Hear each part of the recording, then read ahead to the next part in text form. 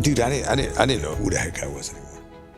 You were just fine. I just wanted to be violent. And at the same time, I was searching for death. I was taking apart IEDs, hoping like hell one of them would blow up and just take me with them. But it wasn't your time to go? Nope. I think God had a different mission for you. Welcome to Search 185, where we discuss what it means to be human and made in the image and likeness of God. In our episodes, we discuss topics such as marriage, children, work, faith, fatherhood, and life in general. Our goal is to be a beacon of light to those that are searching for answers to life's biggest questions, such as, do I have a purpose in this world? Can I find meaning in life? Is it possible to find joy amidst the difficulties? And many other important questions. That is why we are called Search 185. The number 185 originates from the Gospel of Matthew, chapter 18, verse 5. Whoever receives one such child in my name receives me. We therefore extend our welcome to receive those who want to know Jesus more profoundly.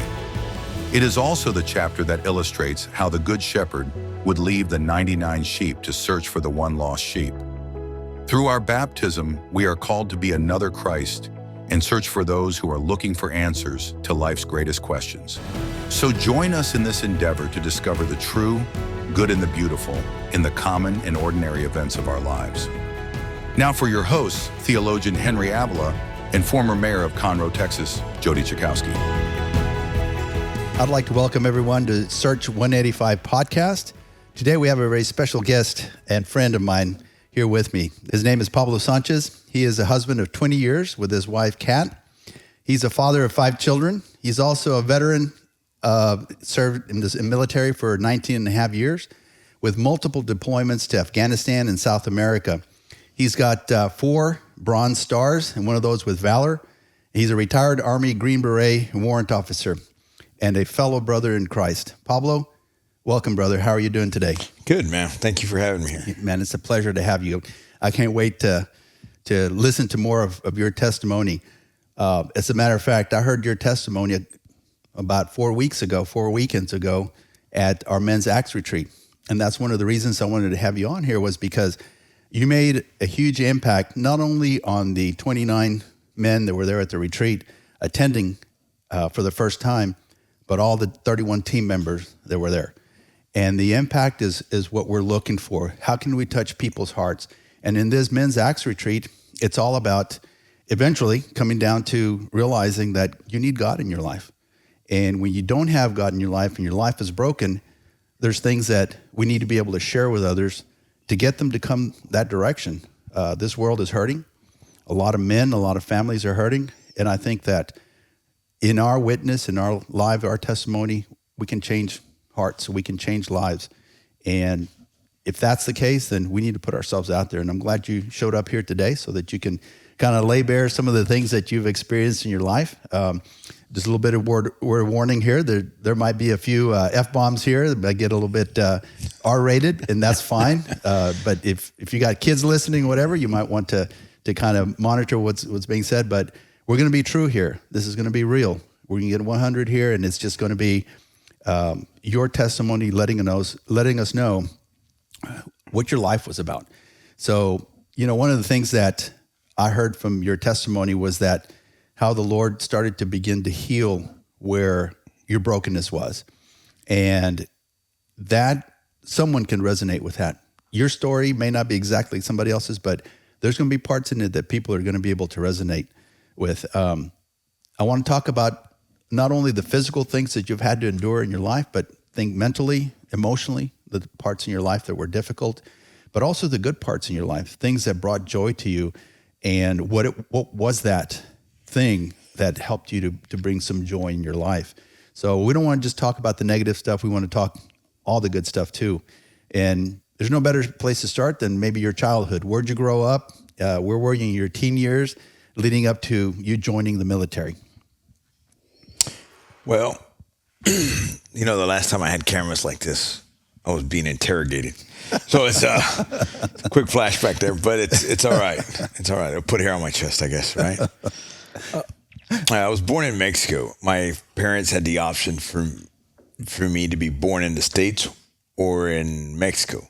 So my parents went back to Mexico for me to be born there because my dad did not want me to be drafted into the army because Vietnam was just ending.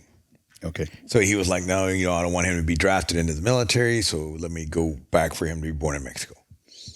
And so off they went. I was born in Matamoros, Mexico. 9 days later, I was back into Texas.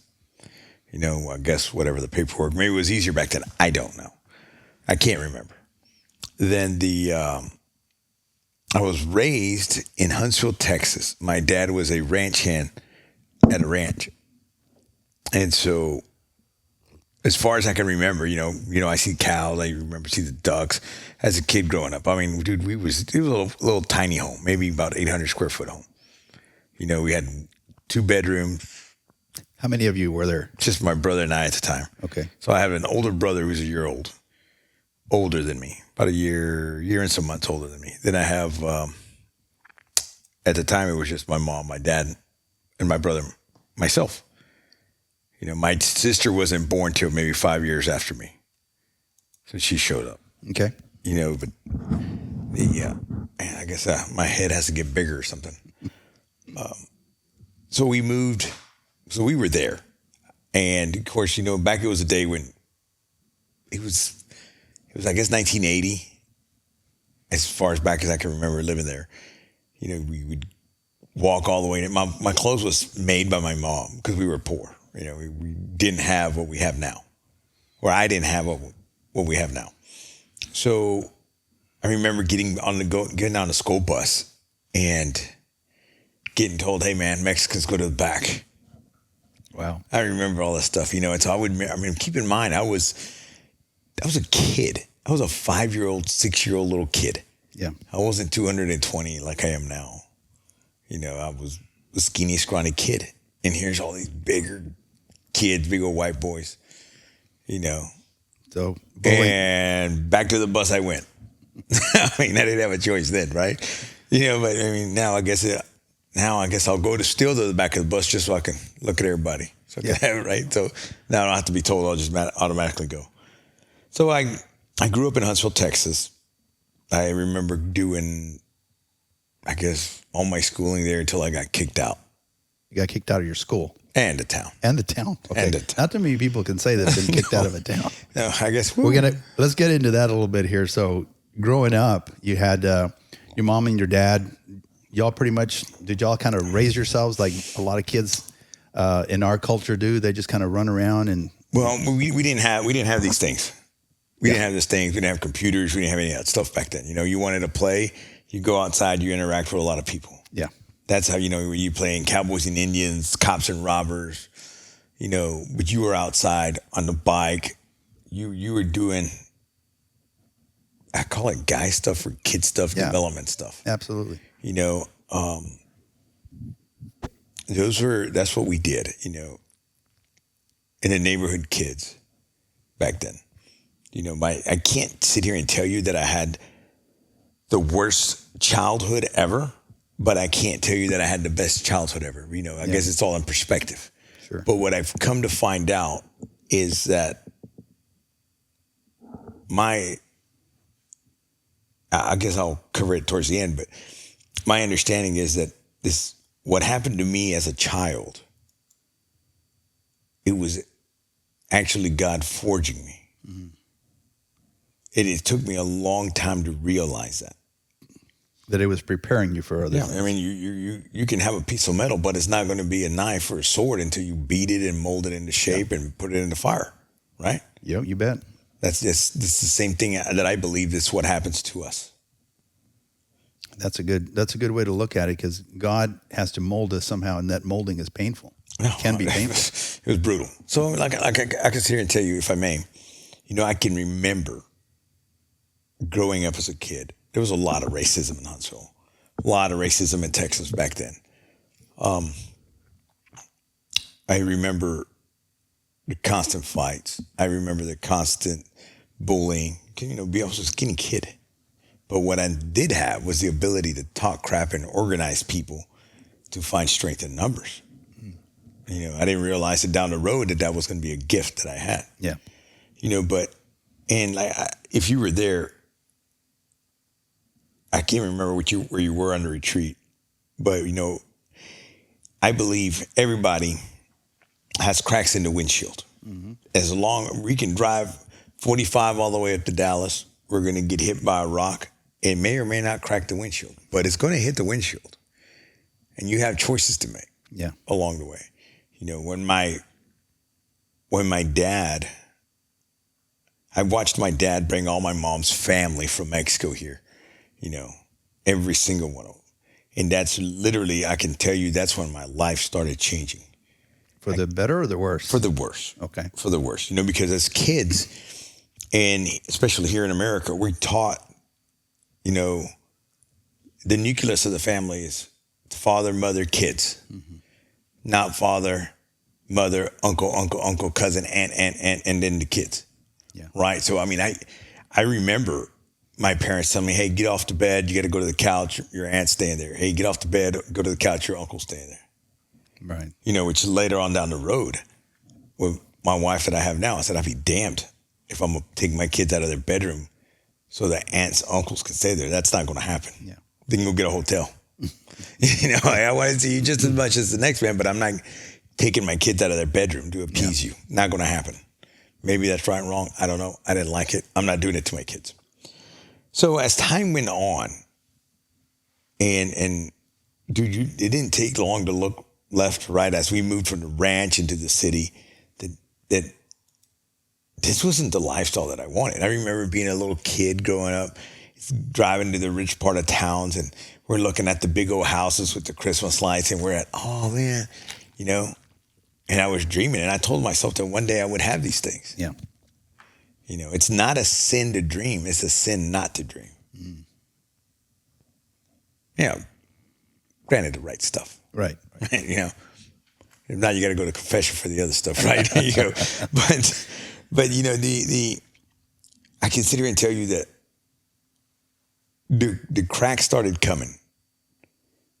So I started finding, and then I guess I would tell you, and it took me a long time to realize is that the devil has many faces. Mm. Yeah. And I say that because once I joined the military, I'd tell the people, hey, what's the enemy look like? What's a suicide bomber look like? What's the Taliban look like? What's the FARC look like? It could be anybody. Yeah. Yeah. It could be anybody. Anybody in here could be wearing a suicide vest. We don't know. Yeah. Right? So, I was, like I stated before, and even in the act, I was sexually abused, not raped, but abused, touched by my uncle, a family uncle. I was sexually touched by my dad's so-called best friend, And how'd your parents react to this? Dude, I can't tell you, I don't know how my dad reacted because to this day I don't know. And he's dead and I will never know. What I do know is that my dad might have been a 5'4" Mexican, but to me, he was a towering Mexican, big old strong man, right? The guy that was supposed to protect me. And I think that's our roles as a father. Yeah. If you don't know how to protect your family, you better figure it out how. So I told my mom that this happened. And the things that she told me was, that's okay, son. That's how they play in Mexico. Mm. Dude, I was a kid. Yeah. I was just, my balls hadn't dropped yet. I still didn't realize what was going on, and back then, maybe I was gay. I don't know. And she just dismissed it. Basically. She just dismissed it, and so I grew up thinking, oh man, am I not? Am I giving up that vibe? I don't know. Yeah. I was a kid. Yeah. All I know is that I felt afraid. I felt vulnerable. Yeah. And I didn't like it. Yeah. I did not like it. Do you think that it had an effect on other things as you were growing, like a resentment maybe? And dude, that changed my life. I think you got to look at life look at everybody's like onions. You got to peel the layers back to get to the problem. I think if you peeled my life back all the way back, that would be the start. Okay. That would be the start. That's where everything started changing for me. And this is what you were saying about bringing all the aunts and uncles actually made your life worse. Made my life worse. So I got a lot of hatred, a lot of resentment. I still do. I still can't stand him. Maybe he's right or wrong. Look, I'll say hi, I guess. I mean, I'm not gonna throw a rock at you, but I mean, I'll be decent. Yeah. Just, Hey, that's it. yeah. So what I could say is that, I carried that was the anger, but it was an anger of helplessness. I felt weak. I felt, what happened? Where's my mom at? Where's my dad? Once I wanted to see my dad grab these guys and just beat the piss out of them. Yeah. And then I would have felt comfortable. I felt safe. When I didn't see that happen, I was more like, well, I guess I got to do it on my own. Yeah. So, I didn't care. I did not care. I stopped trying to be a good student. I stopped having respect for people. I was, man, dude, I think I'm maybe under 100 pounds, skinny kid, and you had to fight. You had to. And you had to fight. I mean, that was when the forging started. So I started fighting. I wasn't a good student. I was always getting expelled. So where were y'all in your family, your faith life? Was there any faith at all there? Were you being taught anything about? Well, here's the thing. I was actually an altar boy. But, hey, I was an altar boy. Didn't quite work out. But I was there. I mean, I would go fall asleep kneeling next to I would be the altar boy that, hey, man, we need the wine. I'm sitting there in the corner sleeping. I wasn't so good at it, right? So, but then there was I remember I told you that I was abused by my dad's best friend who was also in the church. You'd seen that guy, man. You had a 6-pack of Jesus and a shot of God, right? He'd be up there giving the speech, giving the homilies and everything else. But at the same time, on the back of there, he was playing with little boys. So then what is it? Yeah. Dude, Very confusing. very confusing. Very, very confusing. I was just getting angry. I was getting filled with anger, and that's, and he was the same guy that when my parents were like, hey, we want to spend some time together. And I'm like, and he's going to babysit. I'm like, oh, crap. Yeah. All right. So how did this translate into what kind of a kid were you in school and how did your relationship with others start to develop? My relationship with God was diminished. I wouldn't say it was gone. I mean, I think it kind of like flickered. It still flickered. But we joined a gang. How old were you when you did that? I think I might have been in 13, 14 years old. Okay. Because if I couldn't, if I couldn't come talk to my parents, step one. But if I couldn't talk to my parents, and then 2, they're not going to protect me. Then at least I was right, wrong, or indifferent. I was going to protect myself. Yeah. And I think a lot of times we don't understand. We just pass judgment on kids that are in gangs and whatnot, don't realize what their story is. And a lot of times it's like, what else do you have? You've got nothing else. Yeah, if you're not going to protect me, I'm going to protect myself. So I realized that I might have been so small to do something by myself, but I could do it in numbers. Yeah. And the protection came that way. Did y'all get any trouble? All the time. I mean, I never was kind of like the guy that broke into homes. That wasn't my thing. I wasn't a bully either. I mean, we protected each other. We got in a lot of fights. Whether it was against other gangs or other ethnicities, whether it's against whites, against blacks, it just happened. Did you spend any time in jail? I did. I did some time in juvie hall, What led up to that? Oh, man. Well, actually, let me back that up prior to getting to that one. As I was growing, the gang life was growing, the name was growing, and the same thing, everybody wants to take out people to be the top dog, to get a certain name, reputation. We grew up in a time where where to be respected, you were feared.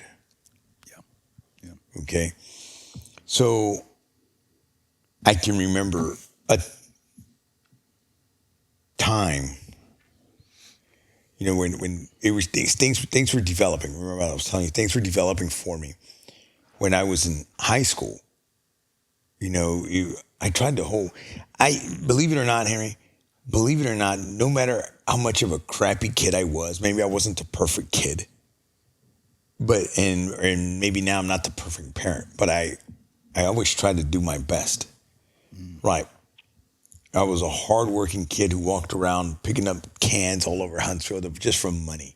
You know, I knew I wanted to change my life. Yeah. So I think I remember telling you that there was a teacher that was telling me, hey, what are you doing? Wasting your time running around in gangs doing this. You got strong leadership abilities. You're incredibly smart. But I was too busy just going through the motions. Yeah. I didn't care about any of that. You know, so I was like, okay, you know what? I knew we were going to get in a fight. And most of my guys were already suspended. So it was just me and another guy, right? So I go try to tell the principal, I'm like, hey, man, we're going to get jumped today, or I'm going to get jumped today. He's like, that's okay, son. Just walk away. Be the bigger man and walk away. Walk away, son. Dude, never in my life will I ever do that again. Ever. So I seen him coming. There must have been like 13 of them, right? I think most of them were the football team. So this was Huntsville High School. So I see him coming, and next thing you know, I get stabbed. They stabbed me in my left forearm. And so I was able to grab the knife. I curled up on the ground. I didn't even realize I was stabbed, but I just knew I grabbed the knife. I'm like, oh, maybe how convenient. I got a knife in my forearm, right? So I grabbed the knife, dude, and I start returning the favor. You know, and in the blink of all that, I'm able to see my uncle often just maybe about 15 feet away with his arms crossed, just watching, not doing anything. Knowing that you could potentially get killed. Knowing, yeah. But, you know, and granted, the football team didn't do so hot that year because half of them were no longer playing. We're no longer playing, right? But, so I can remember going out to the car, to my buddy's car, and I can remember him popping the trunk because we had guns in there. All right, I want to say it was 1990, 91, I don't know. Okay. And, you know, we popped the trunk, there's guns in there, and I don't know how or what, everybody was able to close in fast enough. Thank God nothing happened. But it was about to get worse. Wow. It's about to get worse. I mean, it's a snowball effect, man. If you're not able to fix the windshields in your the crack in your windshields, what's going to happen? Yeah. It's going to spread. It's going to continue. So that's what was happening to me in my life. So, you know, that was one. But nothing happened. I got out 3 days later. Boom. So every time I would, one, not get punished. Two, my parents weren't going to do anything. You know, at this point, if my parents tried to instill discipline in me, it was gone. It's too late. Too late. You didn't protect me, so I'm going to protect myself, and I'm going to do whatever it takes. Yeah. And so, and I was making my own money, whether it was picking up cans, cleaning out horse stalls. I'd like to have money. No matter, I didn't want to ask anybody for anything. Yeah. I was going to do it. And I was hungry. I was hungry because I wanted to do something else in life. This is not what I wanted. So anyway, what got me put away for about 9 months, we were at a quinceañera. And I might have been 15, 16, maybe 16 at the time. You know, we got into a fight, big old fight. I mean, it was just hordes of raza coming out, bro. I mean, they were just like roaches, man, coming out of the woodworks, right? And so, I mean, you could only fight for so long. Yeah. You could only fist fight for so long. They were coming from all over the place, and I just pulled out a weapon, and I just assisted somebody in a kneecap to make sure he didn't come at me anymore. I probably wasn't aiming for the kneecap, but that's where it went. Lucky enough, that's where it went. Thank God that's where it went. So that happened, and my buddy of mine goes, hey, man, dude, everybody got quiet. Everybody started scattering. We jumped in the vehicle. And one of my buddies goes, hey, man, give me the weapon. What happened to it? I don't know. What he did with it? I don't know. I mean, he died now. He's dead of COVID, so I never will know what happened to it. Yeah. But I remember going home, I remember running in, telling my parents, hey, this is what happened. And they're like, hey, man, turn yourself in. Take responsibility. Wow. So cops came. I'm sitting out front. Off I go. Off I go. Luckily, you weren't old enough to be tried as an adult, huh? Yeah, I was so lucky. So lucky. I mean, all my life, I guess I was lucky, or my guardian angel has been working overtime, and that dude needs a serious vacation. Yeah, one day you're going to meet your guardian angel, and he's going to be all beat up. He's probably going to hit me, bro. He's like, I owe you now, right? So from there, we go. So, but they told my parents, I remember going to the court. I get a court-appointed attorney, and I get told, I mean, you want your son out, you got to move out. You guys got to go. So we lost a house that my parents lived in. You mean leave Huntsville? Leave Huntsville. The family's got to go. You guys got to go. They got tired of seeing you. Very much so.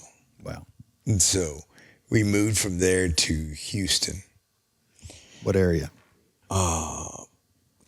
No, it wasn't Airline. Aldine. And I didn't know where we lived. All I know is that I got out. Once I got out, dude, it's a network, bro. Anytime you go to juvie hall or jail or anything like that, it's a whole network of it's the Facebook of criminals, bro. The who's. You know, you're not gonna meet dudes that did what they had to do to get by. Yeah. All right, so I get out. I'm in Aldi now. I have no idea who's who. You know, all I know is my brother's there, and my brother I didn't like being locked up.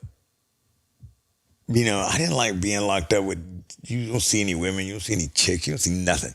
You know, you just, no. By yourself. So then I'm in Aldi in high school, you know, and my brother's wrapped up in the same old business as we were back in Huntsville. And now I'm like, man, this sucks, dude. So now he's getting in a fight. And I remember I go up to back him up, and I'm just right back at it, man. Right back at the same damn thing. And, you know, but like I said, God gifted me the ability to be able to fight and talk crap. So you did. And I did. And so I did. So then fast forward there, I remember a high school teacher before I graduated. A teacher asked me, she's like, what are you doing with your life? Where do you see yourself in 5 years? Dude, the only thing I could tell her was dead. That's it. 5 years after graduation, more than likely I'll be dead. Wow. Not a whole lot of hope there, man. No. Because you got to understand, I guess, you know, now as we're adults, you have words of affirmation. Oh, I'm the best, right? Yeah. Right? And then I remember as a kid, my parents and everybody telling me, you're not going to amount to anything. You're going to be a loser. You're an animal. Or everything and anything you touch, you're going to destroy. So, granted, I'm already being sexually assaulted by 2 uncles and my dad's best friend. All right. So my self-value, my self-worth was just being chipped away. And then you come home, you get, I mean, like I said, was I a shithead kid? I probably was, but we need to ask the why. Yeah. The why. Okay. I'm just not going to wake up one day and say, I'm going to go rob a bank. Right. There's going to be something behind it. There's something behind it. So my value, my self-love was gone. It was not there. You know, so, and then I met my mother, my first 2 kids. You know, the mother of Eric and Michael. Is this, you were junior high? Dude, I was senior. I was a senior in high school. Okay. All right. And I was like your typical Mexican. That's it, man. I mean, if you were a Mexican going through high school in the 90s, bro, you're going to be graduating with a kid. All right. And be like, hey, here's your graduation, here's your diploma, and here's your kid at the same time, right? As you're walking across that stage, it was going to happen. And then, dude, I was in high school. What did I know? I knew how to cut grass and you had to work with my hands. I was a janitor at a church, you know. I mean, promising careers right there, man. I guess nowadays cutting grass is lucrative, right? But that's not what I wanted. Yeah. That's not what I wanted. I still vaguely had a dream that I wanted to be in the military. And And this girl, what was she like? She have Her parents didn't like me, even though she was, I guess they considered herself Hispanic, right? But they didn't like me because I was Mexican. I was from the motherland, right? All right. I mean, you still had a Mexican last name. You still had a Mexican name, but you're Hispanic and you didn't like me and be racist against me. That's cool, man. I mean, it worked out. It worked out for the better. She was a good girl, but she didn't have any dreams, ambitions, goals, any drive. Just didn't have it. You could say that we were both kids, but dude, I wanted something more out of my life. Yeah. I was hungry. yeah. You can be full and want something to eat, or you can be hungry. I was hungry. And she didn't have it. But I didn't find that out till later. Yeah. So that's why she's not here. That's why she didn't make the number 20. Right. But in not everything that's bad, that I've had to learn that not everything that's bad that happens in your life is bad. Yeah. Sometimes it's God taking things away from you that you don't see coming. Yeah. Or directing you in certain ways. Yeah, directing you in certain ways. Even when we screw up, he can take that and direct us in a positive way if we let him, you know. Yeah, so let's see, where was I? So I graduated high school. Here she is walking across the stage with the kid in the belly, right? And I'm sitting there, I'm like, here I say, I'm cleaning a toilet at one of the churches in South Houston. I'm like, man, this is not what I want. Well, I had committed a stupid act that was going to land me back in jail. Oh, no. All right, so, and I was like, man, shit, I don't want to go back to jail. I don't want to do that. So, and I was already in and out. I was in and out already as an adult. And I was like, oh, crap, this is not what I want. I wanted my kid to have a father. Yeah. Right? I wanted to be somebody he could be proud of. So I walk into the Air Force office and I'm like, hey, man, I want to learn how to fly. I want to fly a plane. They're like, well, dude, you got a college degree? I'm like, no, you can't fly. So as I'm walking out of the Air Force, the Army recruiter walks by. He's like, what are you doing? I said, I want to join the Air Force. He's like, that's for sissies. I'm like, well, I'm not a sissy. Right? So I want to go with a minnow. I want to go with a minnow. So I'm like, all right. So I explained to him my situation. He goes with me, talks to the judge. Hey, you're going to take it off, bro. You're going to the military. So they gave you an option. Gave me an option. Military or that's it, man. That's it. Wow. Back at it again. I was like, man, it's not what I want. Keep in mind, I had a baby at the house. Dude, it did that one, my ex-mother-in-law didn't want him to be born. She wanted me to get an abortion. Two, I mean, dude, I was making ends meet, dude. I was barely making it. You know, and once again, bro, Mexicans, bro, we're good at stereotypes, homie. Yeah. We're good. So here I am, my mom, my dad, my brother, me, my wife, my kid, my sister. I'm like, come on, bro. I mean, this is not what I wanted for myself, dude. I'm like, no, absolutely not. So I take off to the military, right? And I'm already full of piss and angry. And here I am, 135 pounds of man, ready to take on the world, right, dude? I was a string bean. So boot camp, I did boot camp at Fort Sill, Oklahoma. I did Fort Sill, Oklahoma. I still had no idea what I had actually signed up for. All I know is that I had to get out. Right. You know, the first time I was ever on a plane was when I was actually in the Army. So I thought I was going to fly. I was nervous about flying from Houston to Oklahoma, but they're like, nah, bro, you're going on a bus. So I was like, okay, cool. So I showed up at the bus. You know, people were screaming, get off, get off. We didn't have the stress cards. Hey, I'm stressed out. You know, don't do that to me. We didn't have any of that. So here they are yelling and screaming, moving, and then they line us up like cattle, sit us down and shave all our hair up. Before you left? Before I left, dude. Oh, I mean, dude. it was like, dude, I'm already skinny. Now I'm bald. Now I really look like I came out of a concentration camp, dude. I mean, and then they pick us back up, put us back in line, and as we're walking, we're getting these shots. I mean, just going. Wow. And this is what, like 1990? This is 1995. Okay. 1995. Here I am, May in 1995. You're a man now. In theory, I'm a man. You know, but once again, I was still angry. I didn't have any, dude, I didn't have a mentor. I didn't know. The only thing I learned from my dad was how to fight, how to work hard, you know, And that's about it. Well, at least you weren't lazy. At least you were someone who knew what a good work ethic was, that you weren't going to just sit around and let things happen to you. You were going to make things happen. Yeah. That's good. So that's what happened. So here I am. I'm in the military, right? We did our basic training. And everybody and their mother had attitudes. I had my fights in there as well. Surprise. Dude, it's just, dude, I'm telling you, when I was ghetto, homie. I was ghetto. Big old dude. I can't remember his name, but the dude was huge. But then again, anybody was bigger than me back then. So, here I am. And this dude kept picking on me the whole freaking time. And I just had enough. And he was bigger. He was bigger. So I ended up grabbing a lock. I put it inside my knuckles right here, the thing. And then I put a soap bar in a sock, right? So homeboy came at me. I clocked him. And I let go of that lock and grabbed it. And then, he no longer messed with me after that. Survival. It was survival. It was 100% survival. Anything significant besides fighting at boot camp that was?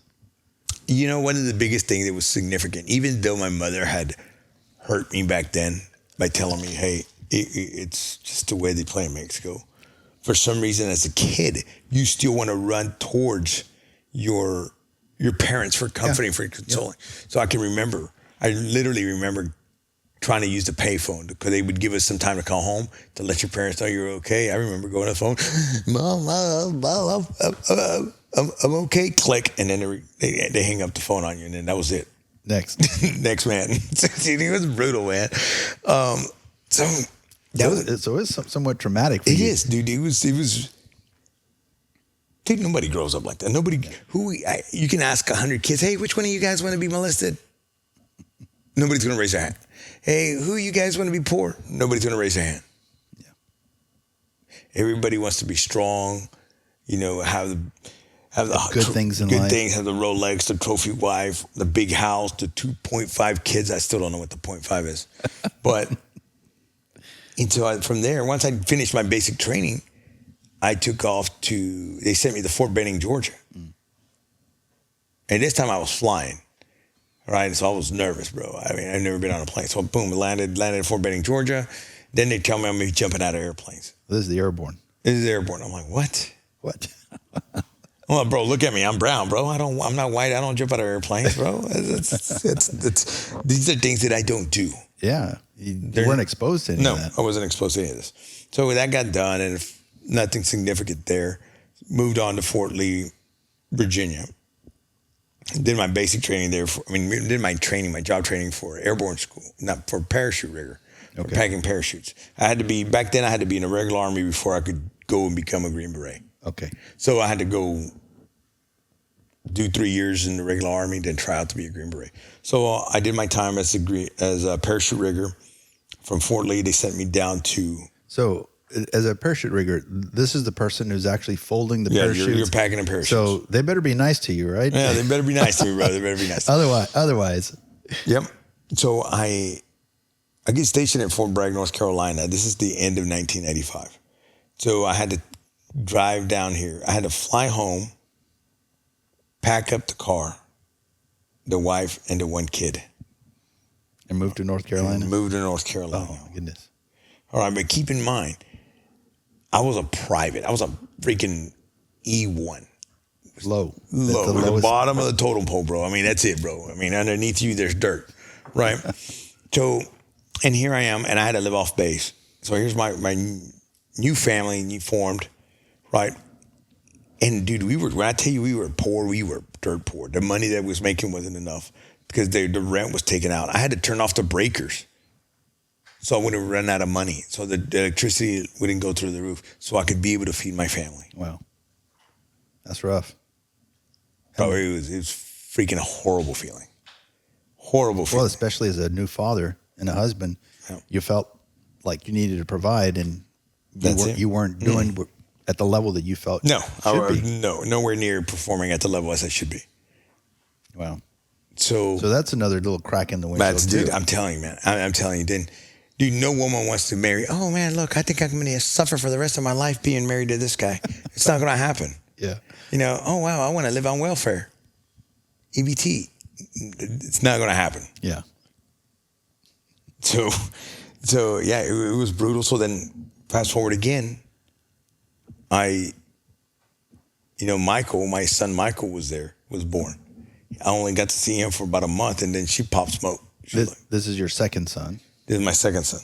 And then she popped smoke? She popped smoke, man. She was like, I'm sick of this. And she's going back home. Yep. So keep in mind, I was starting to feel like a failure. And nowhere in sight was God here. No. You're just on your own. No, I wasn't going to church. I would say I started going back every now and then just to like go fishing. Yeah. For chicks. Okay. I mean, I'm just realistically, You're being honest, man. I mean, I could either go to the club or I can go here. I mean, I was looking at it. I guess nowadays you can get them online, you can pimp it online, I guess. I don't know. But that was it. It was either church, laundromat, or clubs. And every now and then you get the unhappily married ones at the grocery stores. Right. So, I mean, those were the fishing spots. So now you're single again in a certain sense. And single in a certain sense. My divorce still wasn't going through. I didn't want a divorce. I tried to put my marriage together, but it wasn't going to happen. Yeah. So I ended up reenlisting. And going to Fort Carson, Colorado, intense group. This was, 3 years later, 98? 98 time frame. Yeah, 98 time frame.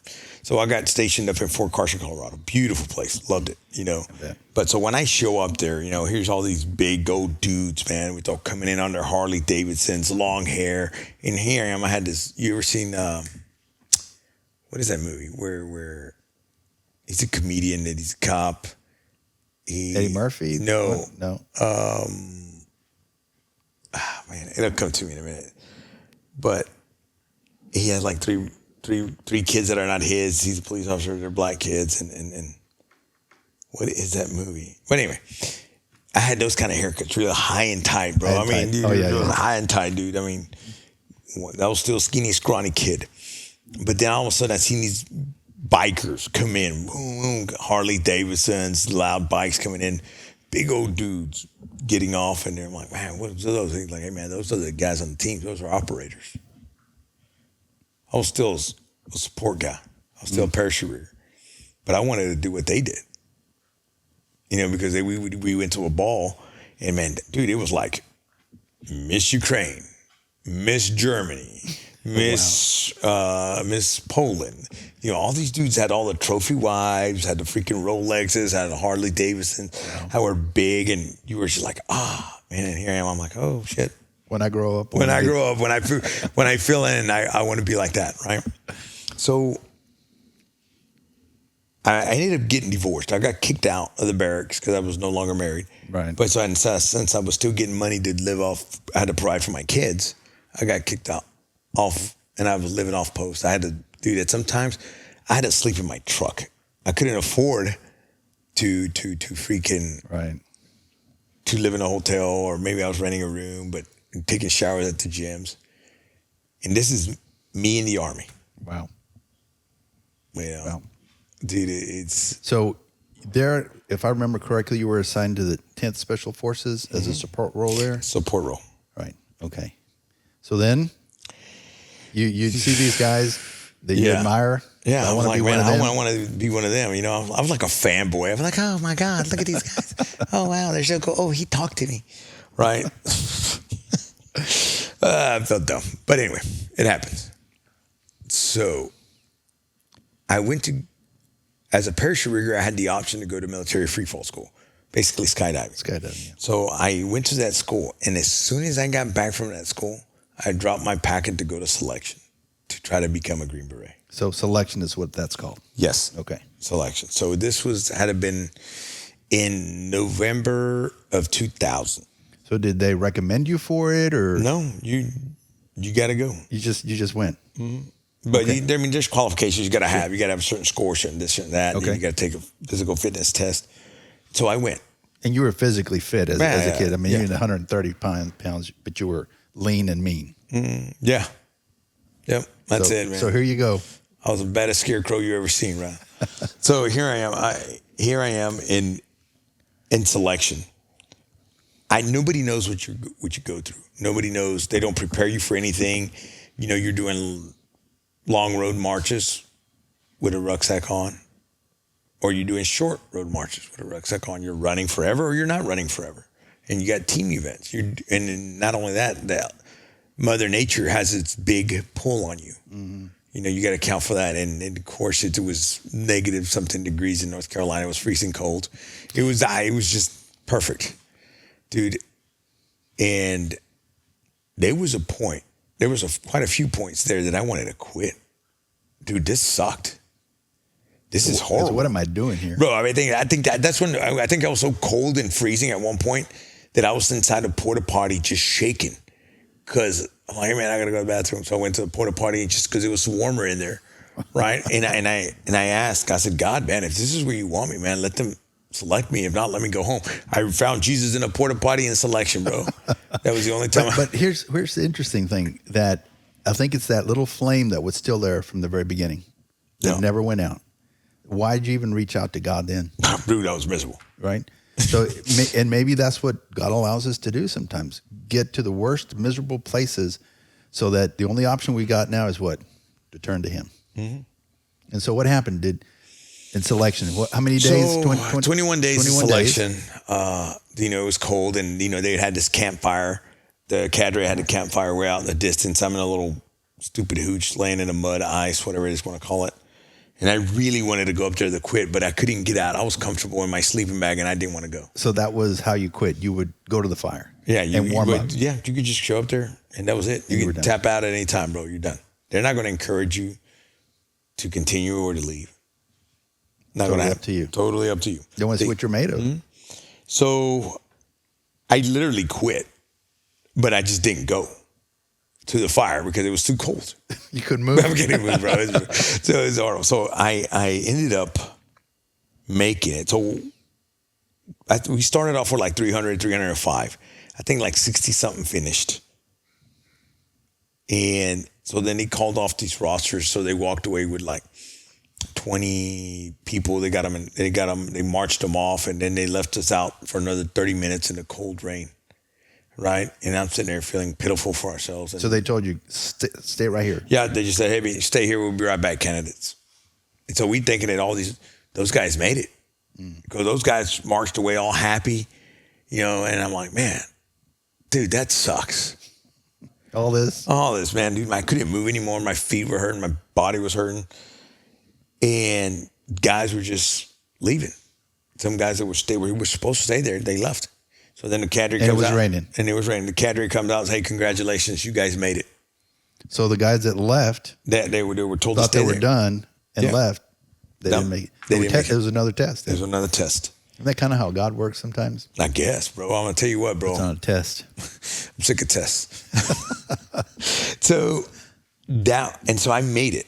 I mean, I was so excited. But, dude, it was miserable. I couldn't move anything. So anyway, I come back to my old unit, back to Colorado, and they're like, hey, homie, well, you don't belong to us anymore. You got to go. So sent you back. And then I got my orders to come back to back east. Yeah, back to Fort Bragg, North Carolina. I did my training there at Camp McCall. Okay. More training? More training. Okay. I was a communications guy, so I had to learn Morse code, all the bells and whistles that came, communications, SATCOM radios, build jungle antennas, and so forth. So how much time did you spend doing that kind of training there? This was at Fort Bragg? Just Morse code alone was 2 months. Wow. Dude, day in, day out. You got 8 good at hours of Morse code. Did da, did, da, did, da, da, da, da, bro. It was horrible. But you got good at it. Yeah. Dude, if there's one thing I deleted out of my mind, I'd say it would be that. Morse code. Morse code, bro. I don't want to do it anymore. I don't want to hear it. You know, the funny thing is, I hear now and then people who have it on their phones, like when they get a message, I'm like, hey, that was a P. Hey, that was an S. You know, it still comes back to me. So I get after my training for becoming an 18 Echo communication sergeant, I got sent to small unit tactics. So we learn how to do ambushes, we learn how to do raids, we learn how to patrol, anything and everything a Green Beret has to do. All right. And then prior to that, we go or maybe vice versa, we go to SEER school. That's SERE. What does that stand for? Survive, escape, resistance, and evasion. Dude, I mean, that's a whole different ballgame. That is just a freaking different ballgame. They show you videos of what's going to happen to you about your head getting cut off. So you got these people's heads getting cut off, right? And you see these people, oh man, I quit. This ain't for me. I'm like, okay. You're good. It's okay. It's okay. The thing is, it was okay because that's not for you. Yeah. And if you try to force something that's not for you, you could get somebody else killed. Yeah. Okay. I still didn't realize that till now. Right. I'm like, oh. Right. So the guys were quitting. And these guys that already went through all that training and they're like, nah, this ain't for me, homie. I'm not trying to get caught. Wow. Okay. Keep in mind that by the time I made it to SEER school, September 11th had just happened. So the country was going to war. Right. And you're a Green Beret going. You're a Green Beret going to war. Wow. Doing it right. And so what happened there? So and then they say, hey man, anybody here claustrophobic? And then some guys raise their hands and so forth like that. So then they would take them and shove them in an itty bitty box. Bro, they would strip you butt naked. You got maybe the little gown or something like nurses would wear. And they put you in an itty bitty box. I mean, dude, you're curled up in a fetal position. You got to pee. Guess what? You better pee on yourself. You got to poop. You better poop on yourself. They're preparing you for. Bro, it was horrible. And did they get physical with you? They put the pimp hand on us. They give us a can of Agra. I mean, but they told us that every strike that you get, you have to treat it like a butt stroke. Okay, you got to treat it like how many butt strokes can you take before your jaw breaks, before your nose breaks, before your ribs break? Yeah. All right. So then, and they would ask you. That's where you start learning between hard interrogation, soft interrogation. Start learning how to answer questions. Gotcha. How not to think about yourself. You know, I think I was telling this guy. I think I was telling you too. They would be like, "Hey, let me get all the Muslims over here. Let me get all the Catholics over here. Let me get all the Lutherans over there." Right? And they would ask you, "Hey, who's Muhammad to you? Who's God to you?" "He's my Lord and Savior, Jesus Christ." "Oh, really?" Bam! They slap you. Where was God at? Was he ready?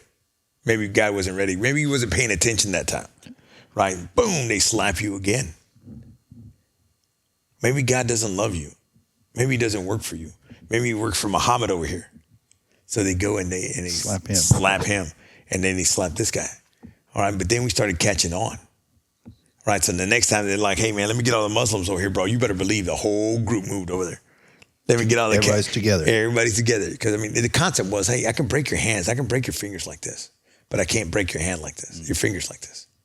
So together. You have to start understanding and work as a team. Yeah. And then, you know, they teach, they call you racial remarks, wetback, blah, blah, blah. You know, and then you can't sleep at night. They got the music crying in the background. Daddy, help me. Daddy, help me. Or kids crying in the background, just constant. So you're not sleeping.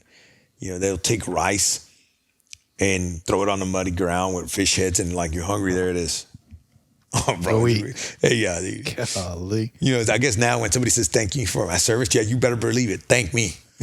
You know, now that I'm sitting here thinking about it, I'm like, yeah, you better thank me after eating all that crap. Right? So, I mean, and then they would take guys and put them in a bird cage with a water hose and just hose them down in the freezing cold. And so if you fall, and if you ever stick your hand in cold water, you feel like it's a razor blade cutting you. So, you know, sometimes you got to walk by that guy and you're like, man, poor guy. But the right thing is, it's like, hey, man, let me take this spot. So they teach you how to work as a team. To survive, to think as a team, to think about the brotherhood, you know, not just about yourself. Yeah. So then, of course, you know, then that happened and finished that up. And was there a graduation? Yeah, there was a graduation. There was a graduation. We made it through. We don our berets and then we get sent to our teams. And I remember graduation and I was telling my wife, I was like, man, you know, I remember my graduation. There was nobody there to say, hey, congratulations. No family. No family. My mom didn't go. My dad didn't go. And my parents didn't go because my brother ended up in prison.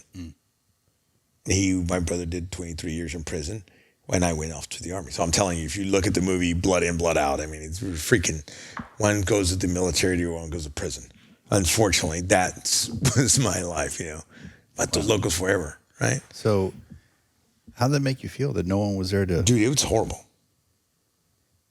Freaking make horrible. you feel alone? Alone, horrible, but it starts, what's the word I'm looking for? You start building up a callus. You start building up a callus. But I wasn't going to quit. I didn't quit at the shitty life that I had growing up.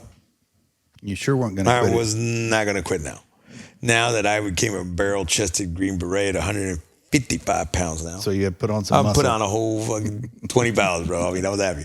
Right, so, and then I could go to the bar and tell chicks, hey, man, I'm with Green Beret. Yeah? Yeah. So that was it. So I ended up at the team. I show up there, right? So you're back where? The seventh group in North Carolina. In North Carolina, okay. Seventh group in North Carolina. And what ended up happening was I was still small. I mean, I walked in there and these dudes were freaking massive. I'm like, what is this, man? What do these guys eat? So then they're like, hey, man, go see blah, blah, blah for some pharmaceuticals. I'm like, oh, that's how it happened. That's how Well, so, I did. And, bro, I mean, my appetite grew. I mean, and once again, combat had just started. Right. I graduated in November, got to the teams in November 2002. War just started in 2001.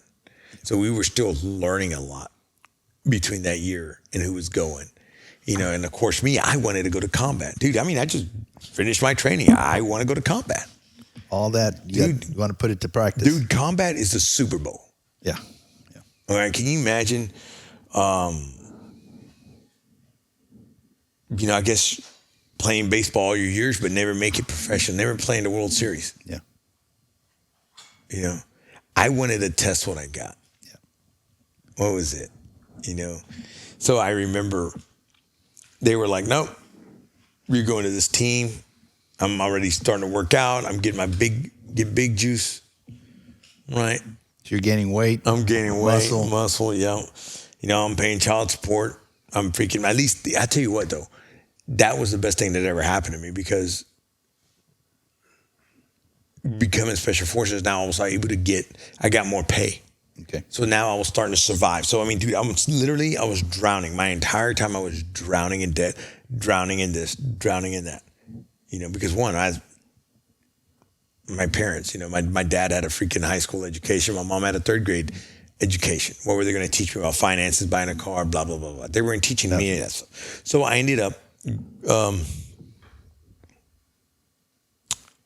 getting more money for being a Green Beret.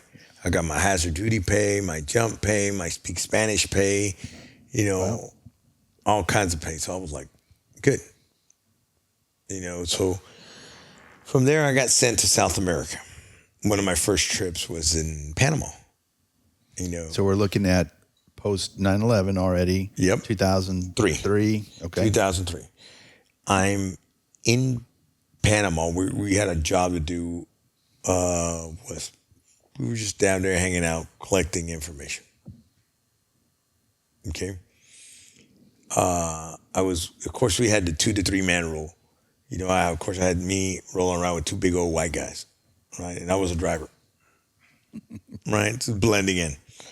So we got rolled up coming across the Bridge of America by the PDF, the Panama Defense Force. I guess that's what it's called. And my buddies started getting butt stroked and beat up, put on the ground.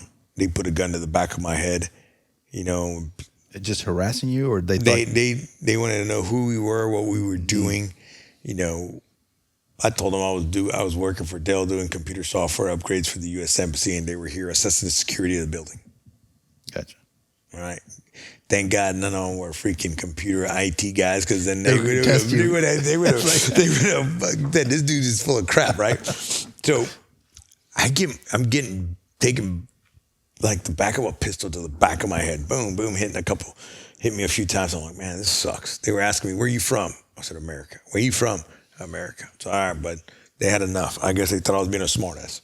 So they marched me into the jungle, put me on my knees, about to blow my head off. I hear the metal go click, click. And I'm like, well, then. That was a short career. I'm like, that was a short career, bro. I mean, that's Wow. Wow. That's it. So then they asked me, where are your parents from? I said, Mexico.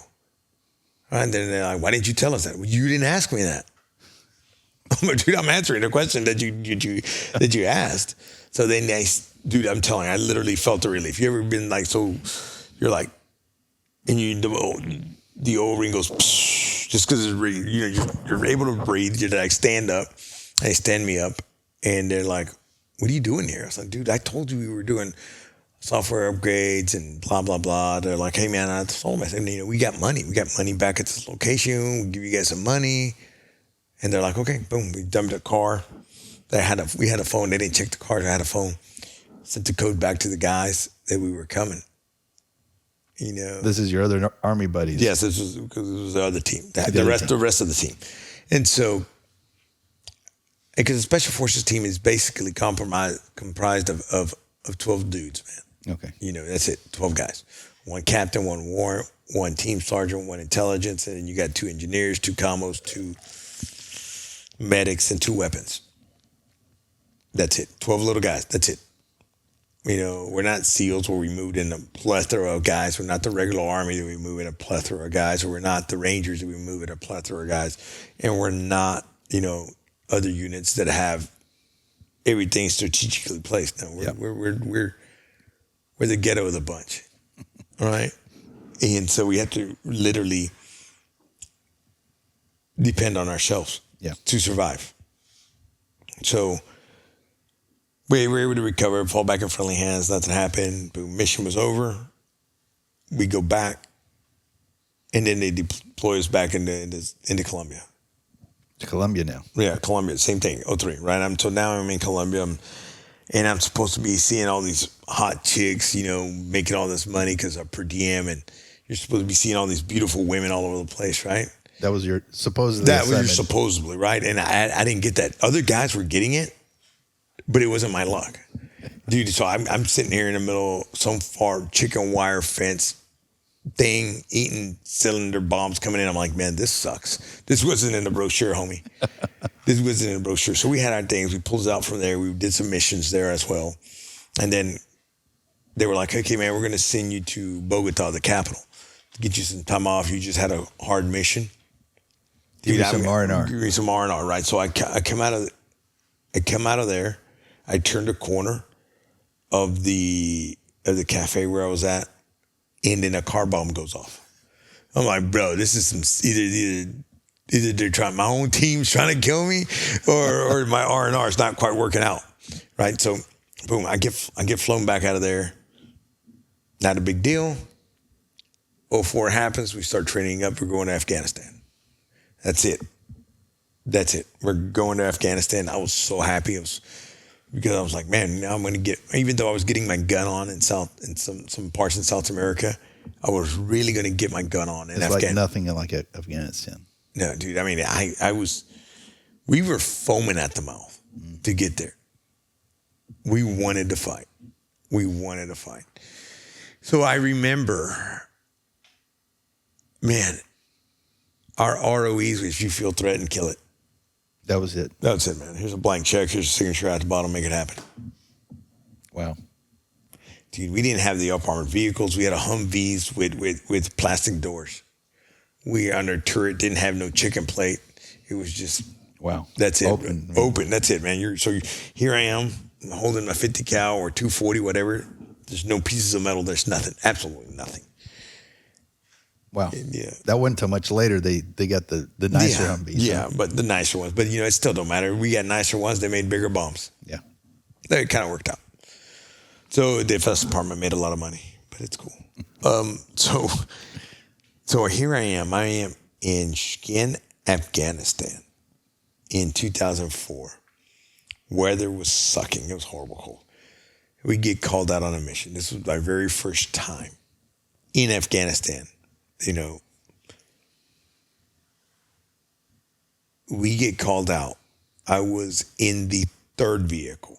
My captain was in the first one. Team sergeant was the second one. I was in the third one. We're going up on the mountains. We're patrolling the area of close to Pakistan. Dude, they hit an IED. Boom. It was the first IED that I've ever seen. My captain lost his leg. The other guy got blown out. We started taking fire. And man, here I am returning fire. We had a combat photographer with us. Right? Really? Yeah, which, and she's so busy taking pictures, man. We're taking fire. I'm like, I remember, hey, put that freaking camera down and get on that damn gun. Dude, I mean, we're here to fight, right? But then at the end, I was like, hey, let me get all those pictures you got of me, right? But so we cleared the area out. We regained, my captain was able to survive, but we didn't know. Once we gained control, we gained fire superiority, we got control of the situation. We get off, we call in for a medevac. Okay? We call in for a medevac. I remember coming back up after we got the helicopter out there, got my captain out. I remember walking back up, and I was going to step on something. And this Afghan, I have no idea where he came from, shoved me back. Dude, I grabbed my rifle, I shoved it right into his face. I hit him, because I didn't want to kill him. But I could have. But I didn't shoot. But I was a prick. You were angry. I was angry. We just got a firefight. My captain just lost his leg. Adrenaline's going. Then everything's going. And I was going to step on an anti-personnel mine, little toe popper, maybe stick it out of there. And that dude saved my life. He saw you. We were going to do that. Yeah, Wow. and he saved my life. Did you realize it then? Right then?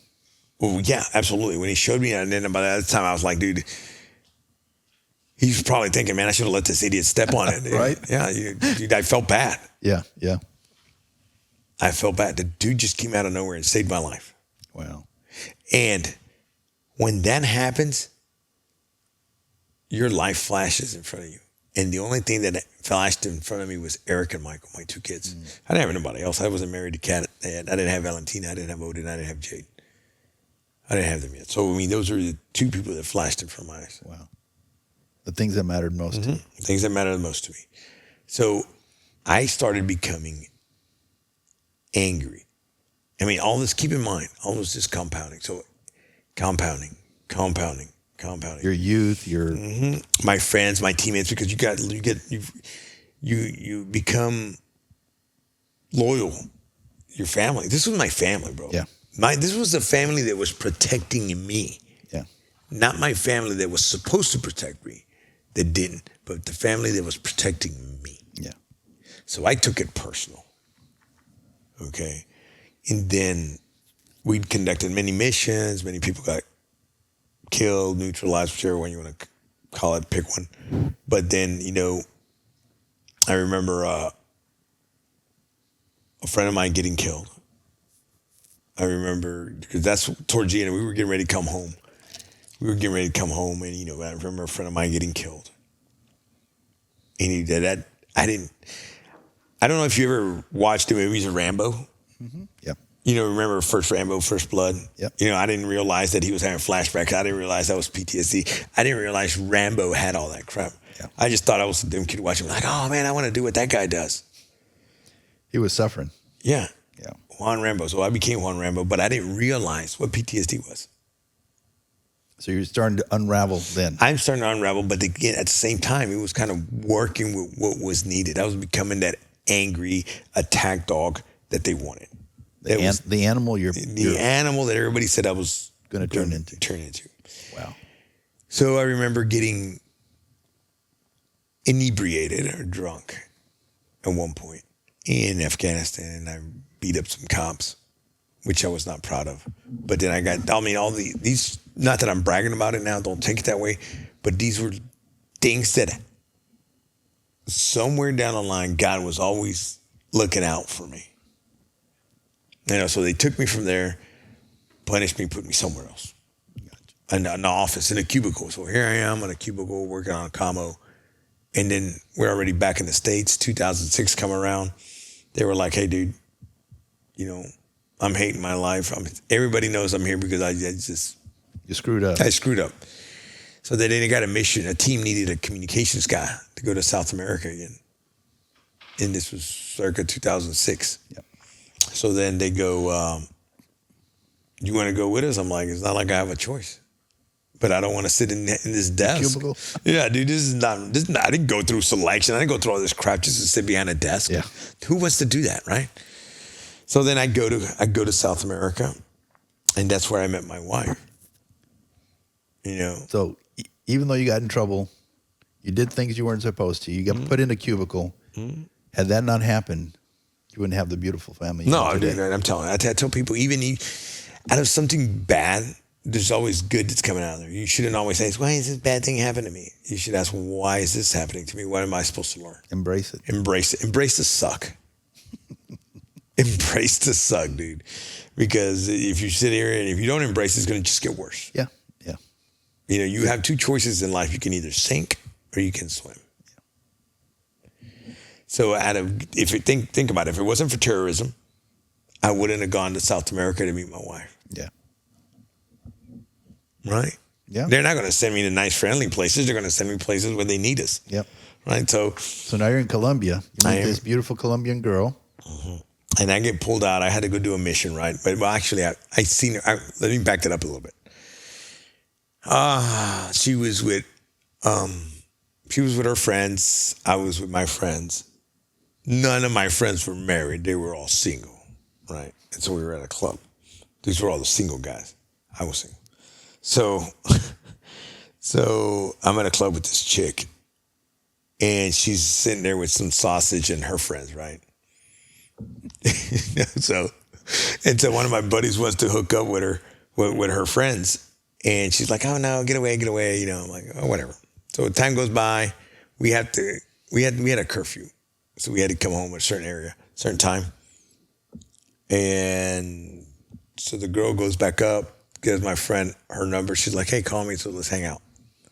So connection was made. It was established. A week later, we're linking up with these girls. I didn't want to go because I had already stepped on my crank once. Right, I don't want to get thrown out of. I didn't want to go back to regular Army. I was living that high life as a Green Beret. I had a long hair. I was big. I was doing what I wanted. I had everything I could ever want. Right, women, alcohol, you name it. Party like a rock star, baby. So she sits across from me. 1, 2, 3. For all her friends sit on that side. We sat here. She sits across from me. You know, that's how I met her. And she didn't want to give me the time of day, but I'm like, hey, baby, you want to go back to the land of free ketchup? Right? So she said, we got along great. But what did you think when you first saw her? Oh, dude, she blew me away. She was just hot. I'm like, dude, instead of being in a jungles like I had been, you know, this is what it was about. I mean, she was beautiful. I mean, I think she's beautiful. She's freaking my trophy wife. Yep. I mean, definitely married up. Yeah, I hear that a lot. So, you know, you and me both. I mean, I hear that a lot, dude. I'm like, so anyway, if that poor woman knew all the hell that she was going to get put through, I don't think she ever would have married me, ever. Did she even know you were a Green Beret? No. I gave her the same. You were a Dell guy. I was a Dell guy, man. I went back and I told her, I said, you know, I was with Dell. You know, we're doing same crap, computer software. I can't tell her I'm here in your country to do a mission and blah, blah, blah. So anyway, I get pulled out of there. But I knew she was going to be my wife. Anyway, I knew it. That's it. I'm going to marry that girl. She didn't know it. That's the one. She didn't know it yet. She didn't know it yet, but she knew it. But so I ended up, they pulled me out of there. I'll go do my mission. I ended up getting hurt. All right, my ankle's just dangling there. What happened? I took some damage to the ankle. I took some damage to the ankle. In my mission. Okay. And so they had to pull me out of there. And I got to get the highlights on this. Helicopter comes in, drops a rope, attached me like a big old Mexican piñata, comes up. I'm flying out of the jungle, right? And I'm sitting there thinking, man, I hope they don't shoot this thing down. God, I hope they don't shoot this thing down. Right, so they take me there. Helicopter lands. Other Green Berets come out. They're like, hey, dude, you're good, man. You're in hands now. Right, I'm like, fuck. Okay, this is what's going on. So they take me to put me in a little horse buggy full of crap. I'm hiding under there. And the horse is going. Right? And I'm looking through the cracks like I see my other teammates, other Americans from other teams. You know, but I couldn't say anything to them. So they take me from there. They put me in a hospital. They stabilized my leg. Then they put a bag over my head, tie me up like if I was a POW or a prisoner captured, put me on the Chinook helicopter, fly me out of there. Right? But somewhere down the line, I was able to get a phone, and I called my wife. Hey, my future wife. I'm like, hey, I need you to go to this location because I need to leave the country, right? And prior to that, her dad, like 5 minutes before that, her dad was like, hey, you might as well forget about that guy. You're never going to see him again. It was good while it lasted. And then boom, I called, and she was like, ha. So it was meant to be. It was meant to be. So she goes to Bogota. She still doesn't know what I do. When I was like, okay, she's gonna get there late. Nobody. Civilians just don't show up on time, bro. It doesn't happen. So all these SUVs show up. I got security around me. Here I am, dangling, smelling like a zoo. Oh, you haven't showered? No. You're still jungled. Yeah, I'm still all jungled up. I turn a corner, she's right there, and my jaw just dropped. I'm like, crap. I don't work for Dell. You don't get busted up like this at Dell. A server fell on my leg. Yeah, a server fell on my leg. Dell doesn't take you out like this, right? So she didn't ask too many questions. All right. So, but I knew this was the girl was going to get married. I'd come back to the States. They operate on me. I get put back together. Then I find my way to go back. I'm like, hey, look. So where's your relationship with God here? Is it starting to get worse? No. Nothing there. Nothing. Because you got to understand, man, those sex, drugs, rock and roll, baby. Yeah. Incompatible. I was living a high life, right? I went from a skinny, scrawny kid to getting everything. That I absolutely wanted. How are you doing mentally?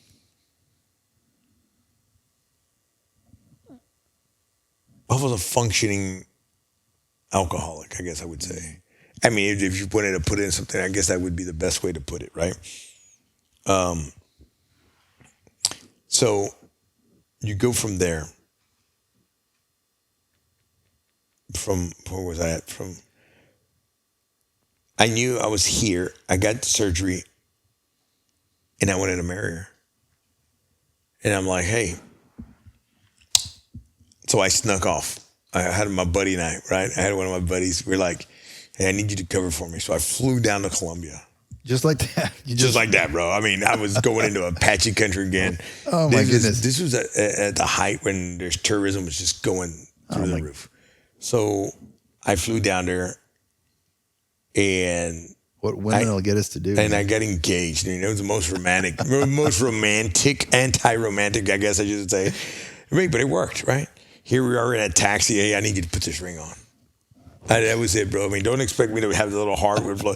Dude, I did. One knee and everything. That didn't happen. Right? I probably owe it to her still. But or a lot. A lot. So we end up getting engaged. I come back home. I'm like, hey, I got to go away for about 9 months, 10 months. Hey, get married when we get that. She's like, you're an idiot. I'm not going to wait for you that long.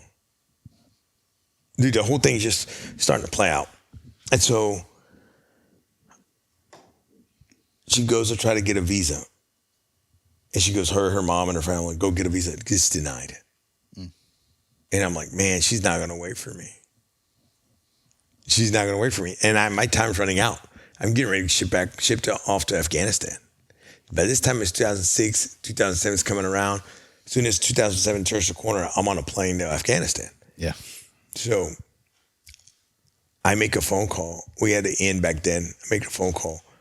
And then they tell me, hey, we're going to send a Mr. Sanchez, how you doing? Blah, blah, blah, blah. Don't worry about it. I give them the info. And I call and tell her, hey, you're going to get a packet 2 to 3 days in the mail. Take that packet back to the embassy. The U.S. Embassy. Mm-hmm. And she's like, and what do I do? Just go to the front. She's like, are you idiot? There's like 300 people in line and you want me to cut in through every single one of them? Hi, I know Pablo. I'm special. I know Pablo. I'm like, yeah, that's about right. She's like, no, I'm not going to do that. I said, okay, then wait the line. So anyway, so she for some reason, trust me, takes the envelope all the way up to the front, right? And they're like, oh, hold on one second. They take it somewhere else. She comes back. Oh, come on in. Just like that. Just skips the line. Skips the line and said, congratulations, you're going to USA. Wow. All right. So fast forward that. So I can't go pick her up because I'm in training. My job changed to intelligence now. So I'm going through the 18 Fox course to learn how to be an intel sergeant. We go. So my buddy of mine goes to pick her up in Miami, brings her back. 2 days later, we're going to the courthouse. Right. This is December timeframe? This is November timeframe. November. Early November. And she's like, hey, what's going on? I said, just say I do. Before she knew it, she was married. I didn't even realize it. But hey, I wasn't going to let it get away, right? Boom. Hey, congratulations. We're married now.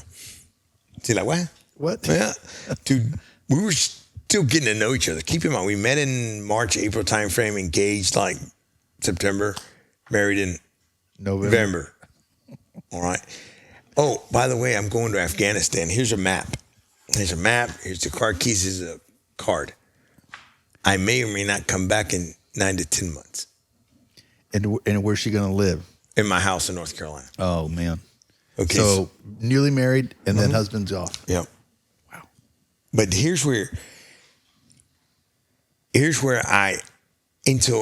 but believe it or not, when we met, she's like, hey man, I'm going to stay with you even when you're crazy so I can take care of you. She was like, okay, we got married by the court, but I want to get married by the church. I'm like, yeah, sure, whatever. I didn't care. Whatever you want. So her faith was way better. Her faith was a lot better than mine. Okay, so what ended up happening was I shipped off to Afghanistan. I was the first one to go in. At this time, I was on the most experienced guy on the team at the time.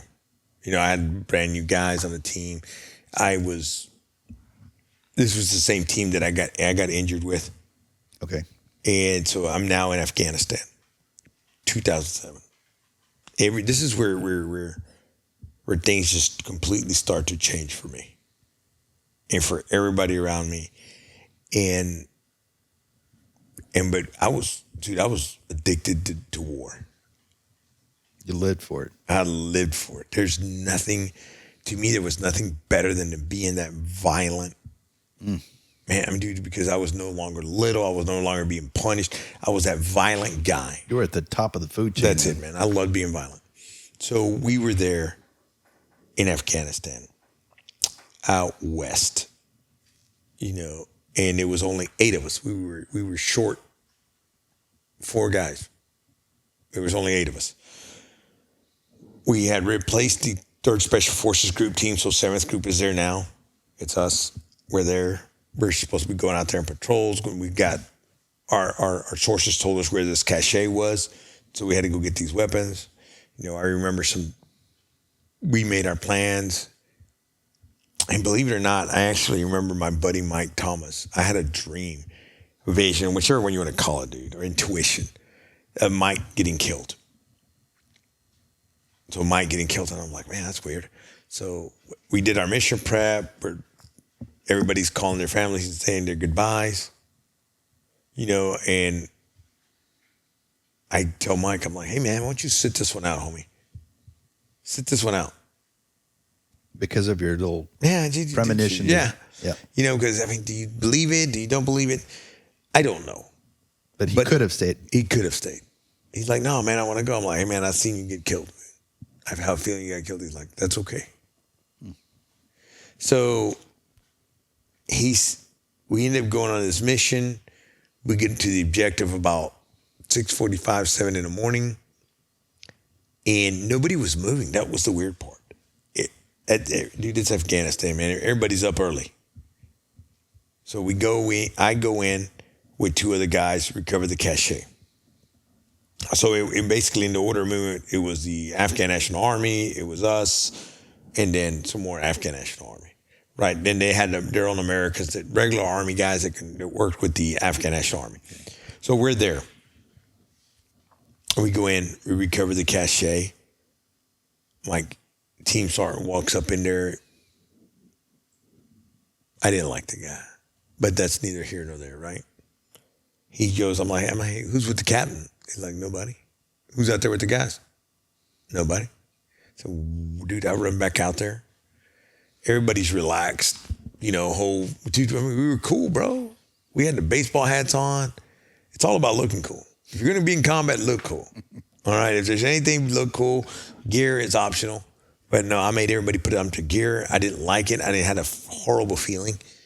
And no sooner than I started putting the guys' gears up, getting the gear back on, we started taking fire. So keep in mind, let's just say that's us there.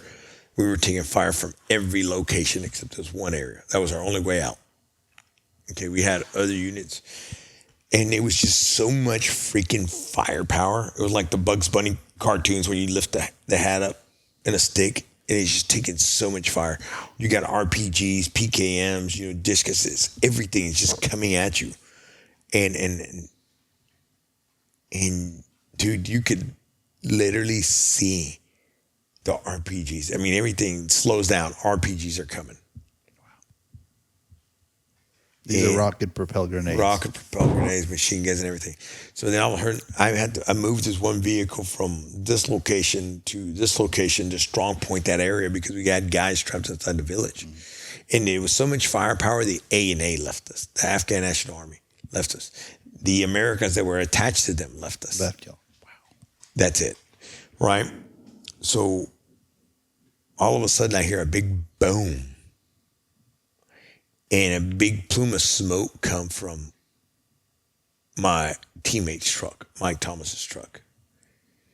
And I hear people ask for help, in that area. I'm like, man, what's going on? Well, I know they took a hit. And we had one of our locals that helped provide the information of the cache. Dude, gave him an AK. I'm like, hey, bro, I don't speak your language, but I need you to cover for me. He get out there, he laid cover fire for me. I bounded to the freaking vehicle. And when I got to the vehicle, I got my teammate, slapped him to get him back in a reality check. I opened the vehicle and I seen my buddy Mike Thomas's brains all over the place. Never in my life did I ever mentally prepare myself For that. I mean, I've seen a lot of things. I could prepare myself for a lot of things, but you see the inside of a man's head, it's something else. Wow. It's all on the radios. It's all on the seats to pull blood. And then I had to move him. And then his face looks at me, and you can see his eyes. His eyes just looking at me. I can remember saying, hey, that's okay. I'm going to take you home. So my buddy gets back into the vehicle, stands on top of his body, and we're still fighting. We have to fight our way out of this location. It turned out to be 95 people at about 8 or 7. Wow. Well, and obviously you made it out. Yeah.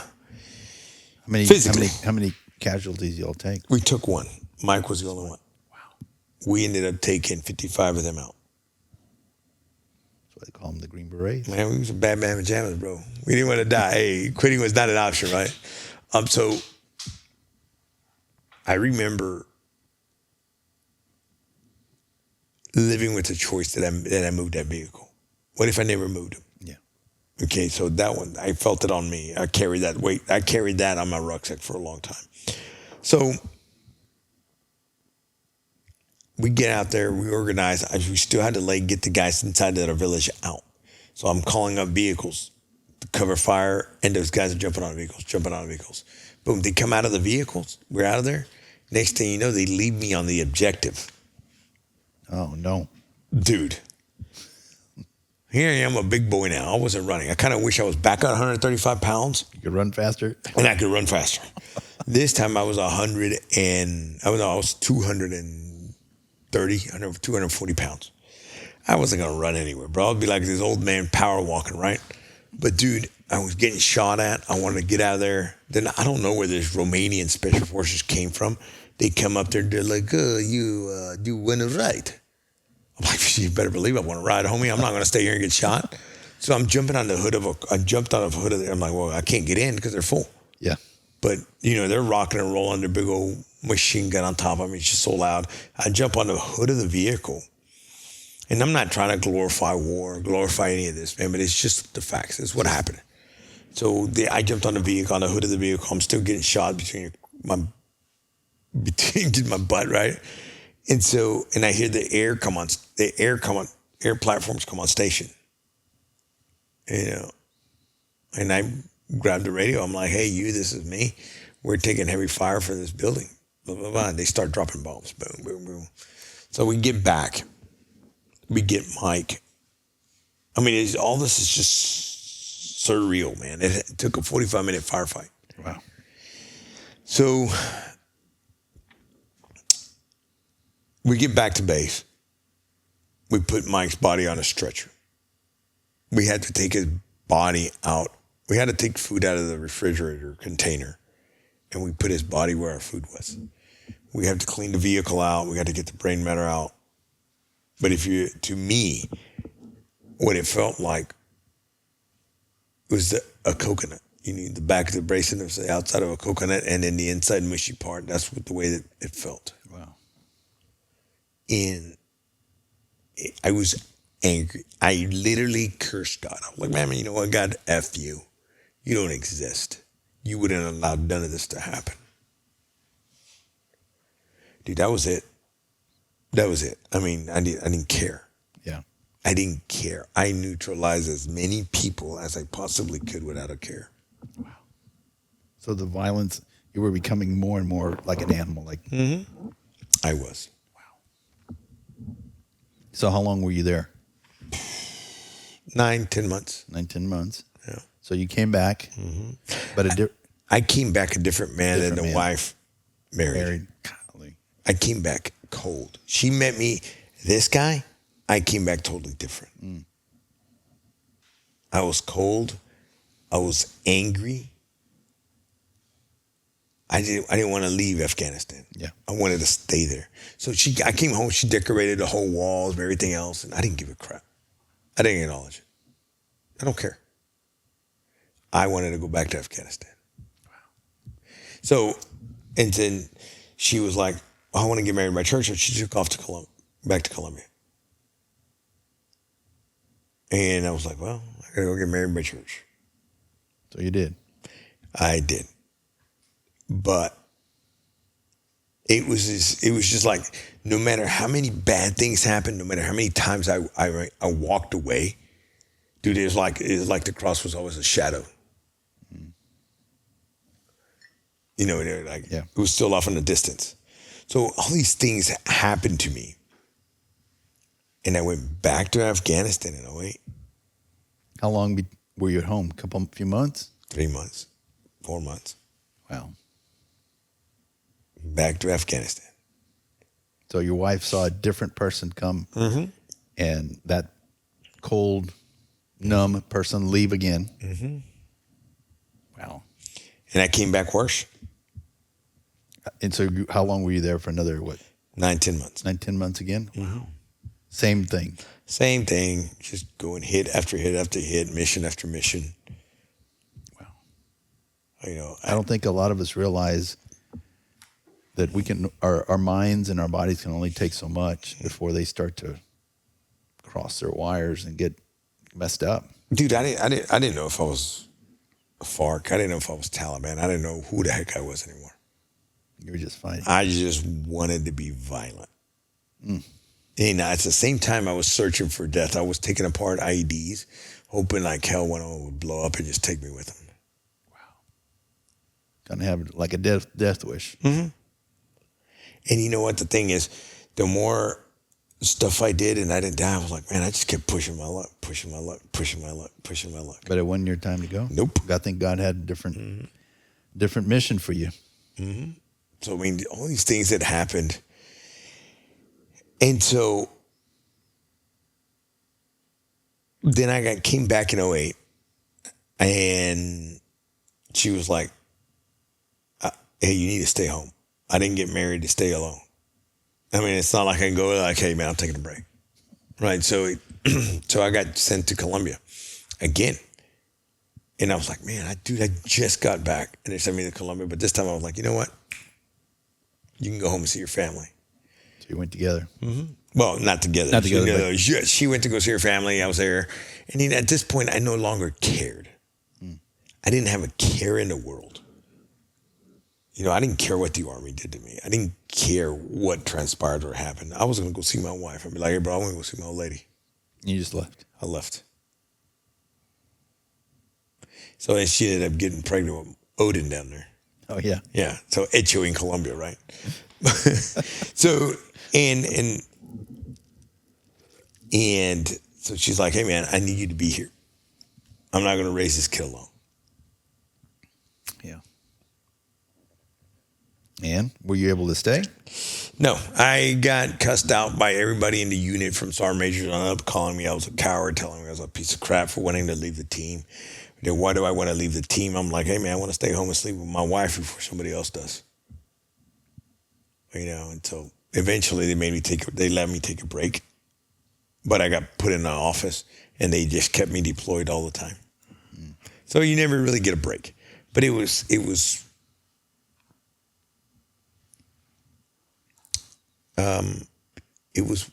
believe it or not, it was what I needed. It was my introduction to the corporate world, I guess, in the outside business world.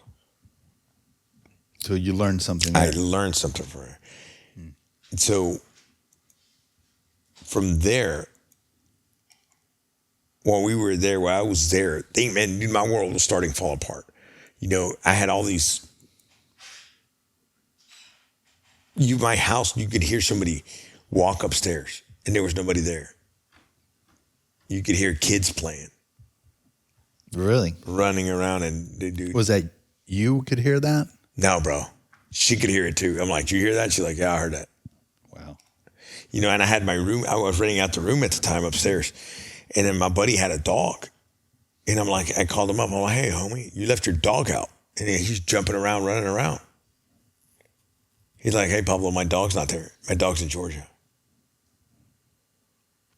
I was like, you brought back some demons. I brought back some serious demons, man. So, I mean, it gets as crazy as you want it to get crazy, but these are things that actually happen. So then I was like, let me go upstairs and see what's going on.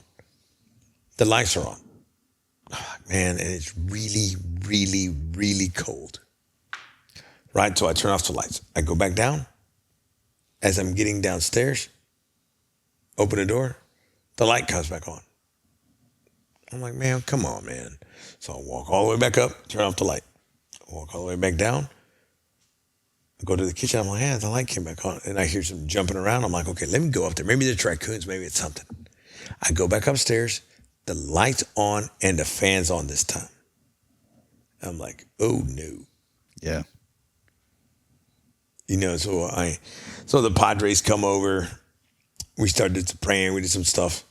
And then, you know, we got started literally like foaming at the mouth, believe it or not.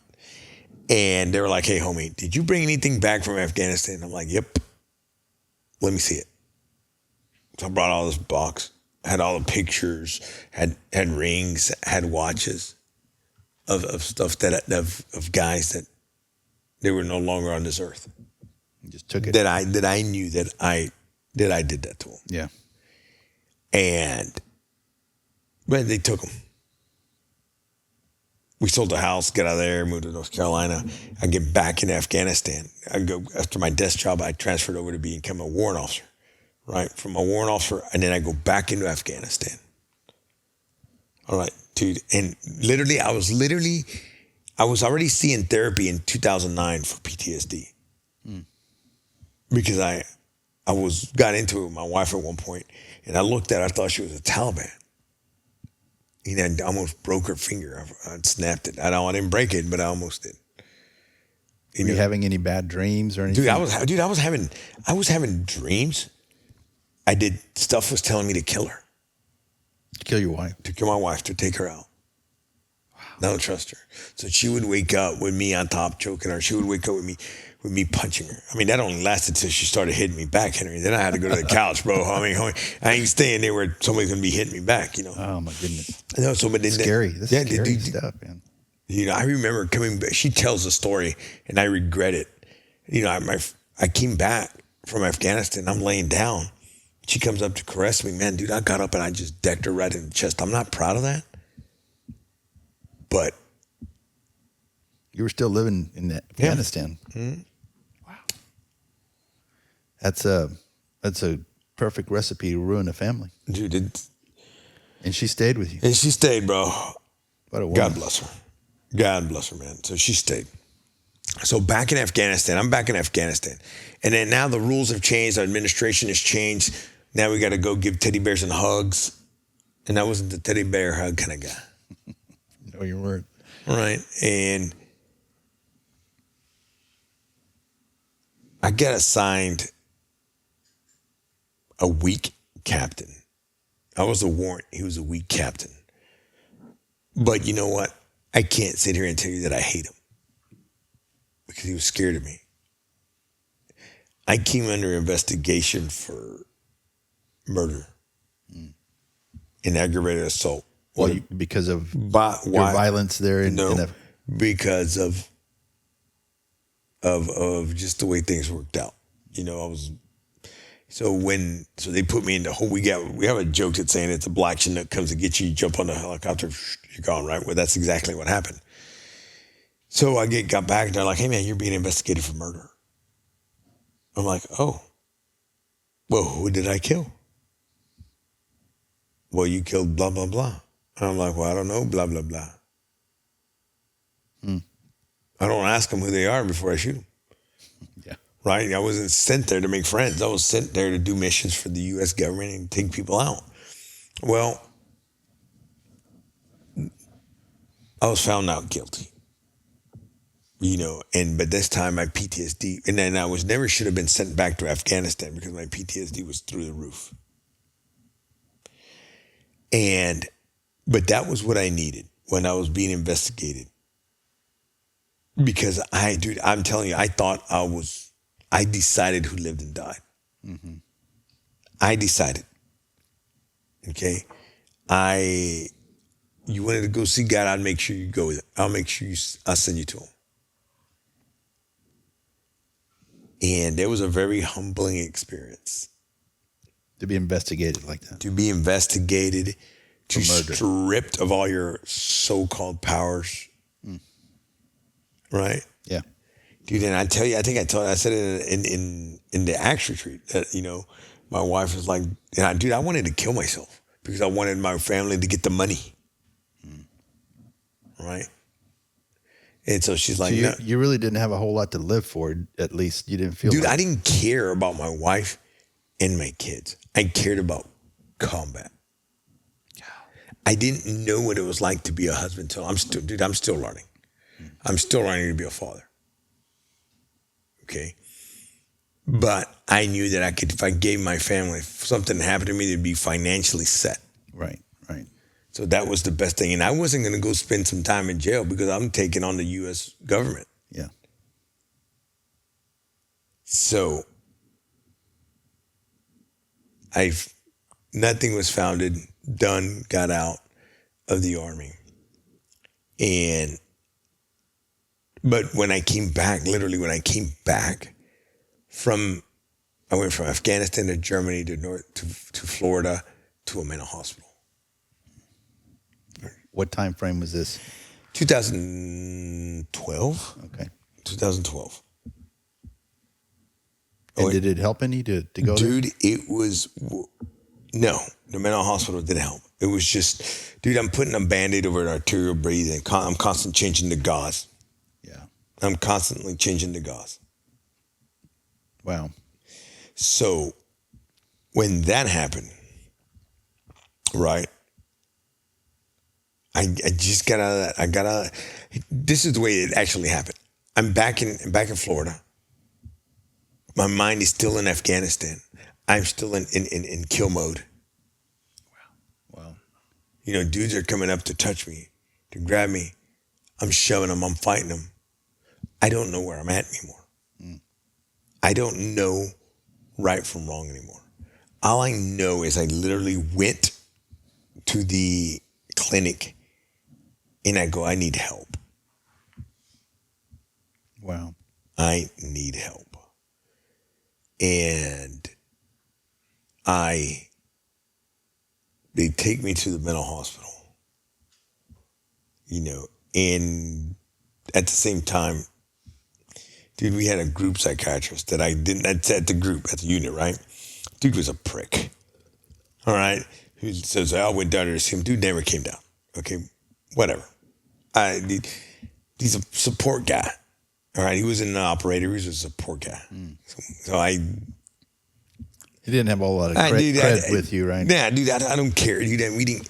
And so he covered his own butt. You guys seen him? No, you didn't, bro. You lied. You lied. Okay. It was just the way the game was played. Yeah. See why? So after I got out of there, I still wasn't right. I go right back, and this time I went from Florida to Texas to another mental hospital, and my mind was still in Afghanistan. I didn't trust anybody. I didn't like anybody. And where's your wife right now? In North Carolina? She's in Texas. She's in Texas. She's in Texas now. She's in Texas with me. And then she stayed here in Texas. I went back to Florida. I got out of the Army in 2014. So retired, basically? Yes, medically retired. 2014. Mm-hmm. Okay.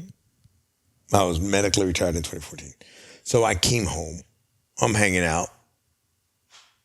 And I had to relearn to be a civilian. Civilians would say, man, I'm going to kill you. Well, you don't know what that means. Dude, I was like, okay, dude, I get to bite again. I get to get the taste of blood again. Wow. But civilians sucked, right? I mean, that was I hated it. I think civilians sucked. Civilians won't find a way to get things done. They're like, oh, that's not my job. You know, you tell a military guy that we're going to figure out a way to make things happen. We'll get it done. And I have to learn not everybody's like that. Not every civilian's like that. There's not everybody's a go-getter in the military. Yeah. So I end up again in a mental hospital because I couldn't shake it. I wanted to fight. I wanted to taste the blood. I wanted just not. And I think it's still those demons convincing you it's like just not letting go. It's like this is who you need to be. Because if you do away with those demons in you, you might turn back to God. They definitely didn't want So I wasn't going to church. But this time we had Valentina, we had Odin, we had I can't remember if Jade was born yet or not. I think she was. But we had moved from Huntsville, from the Woodlands to Huntsville to Conroe, right? So while we're there, you know, my wife was in Colombia. I don't know. And now keep in mind, I tried many different churches because I was drowning. I didn't have a mom. I didn't have a dad. They weren't there for me. Nobody was there for me, okay? And my survival instincts and my lack of trust, because dude, anytime I'm here, right? This is us. Anytime I went to Afghanistan, I could only come back this much. I went again, I can only come back this much. Again, this much. I was never able to be that same guy. You lost more of yourself. Right. I mean, dude, there's guys that go to combat and never fire a gun. Yeah. Good for them. I'm not even mad at them. I don't even call them wussies or anything like that, man. Dude, get on you, homie. Get on you. Because you know what the opposite can do to you. You're absolutely 100% correct. Because once you get to taste, dude, we're men. We're primitive. That's what we're designed to do. You went back to your caveman status. That's right? it. Yeah. And once you get the taste of that, you know, you can't shake it. You gotta love it. Wow. You know, you get it's a high. Yeah. So I'm outside. I'm in the civilian world. I bombed every job interview known to man. You know, I can remember coming out here. And the guy was like, well, I need something that you did in the military. I said, I did my job. Like, no, I need to write something down. I mean, dude, at this point, I already knew I wasn't going to get the job. Dude was being a prick. Yeah. You know? And so he got the ugly side of me. You know, so I had to relearn. So let's see, where was I? So here I am one day, wife's in Colombia. Kids are at the house. And I'm sitting at church. There's a black priest from Africa talking. I can't think of his name, can't remember. And he's telling me how if you don't educate your kids, don't cry when somebody else is doing it in the street. Don't cry when your kids are doing drugs. Don't cry when your kids are messing up. And I'm like, dude, is he talking to me or is he just preaching to the whole congregation? Or what's going on here, right? And so I took it to heart. I mean, and to be honest with you, I don't even know what got me into church. I really don't. I really do not. I haven't prayed in a long time. I was just, would you guys call it? Lukewarm. And I would only go, dude, I was maxing out, homie. I was only going to go for quinceañeras and weddings or funerals, right?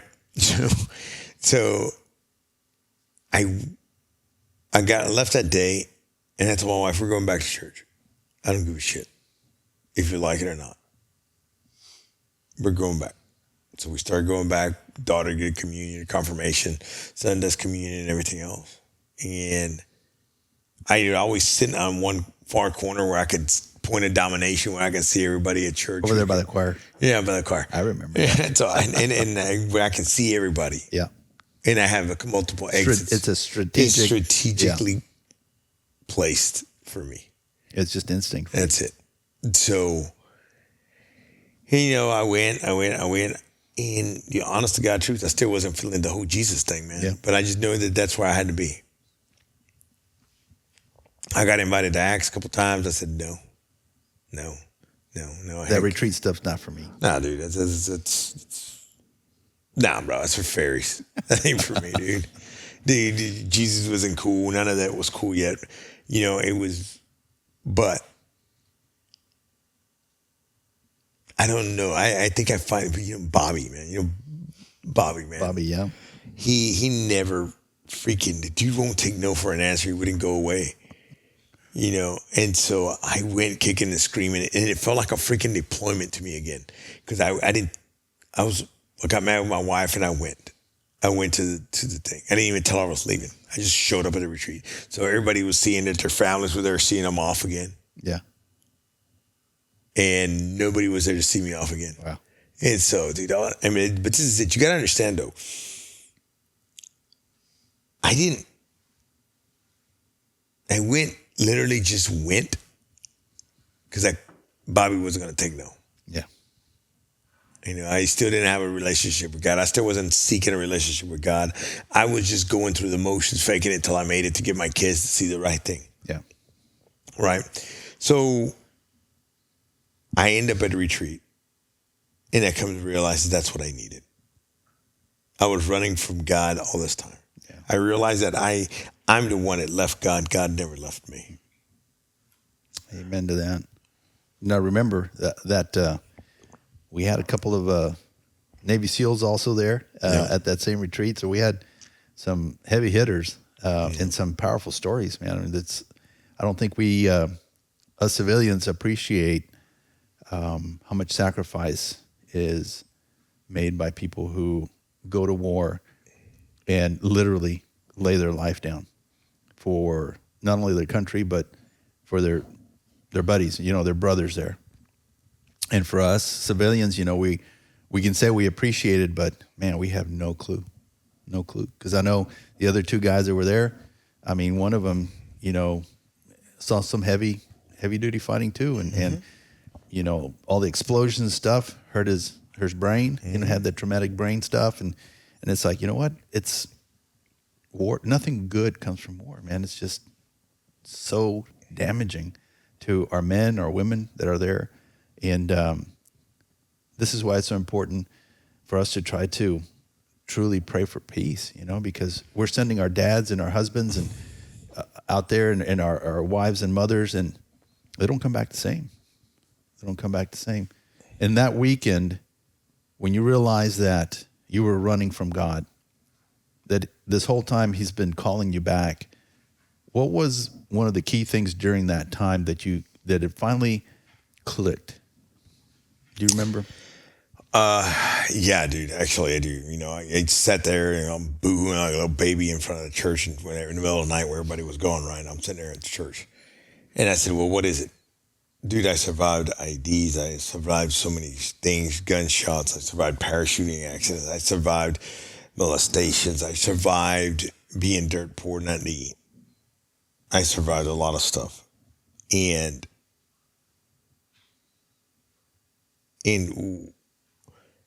why am I still here? Why did I give up when I had the U.S. government after me? She says, I didn't know how to quit, bro. I don't know how to quit.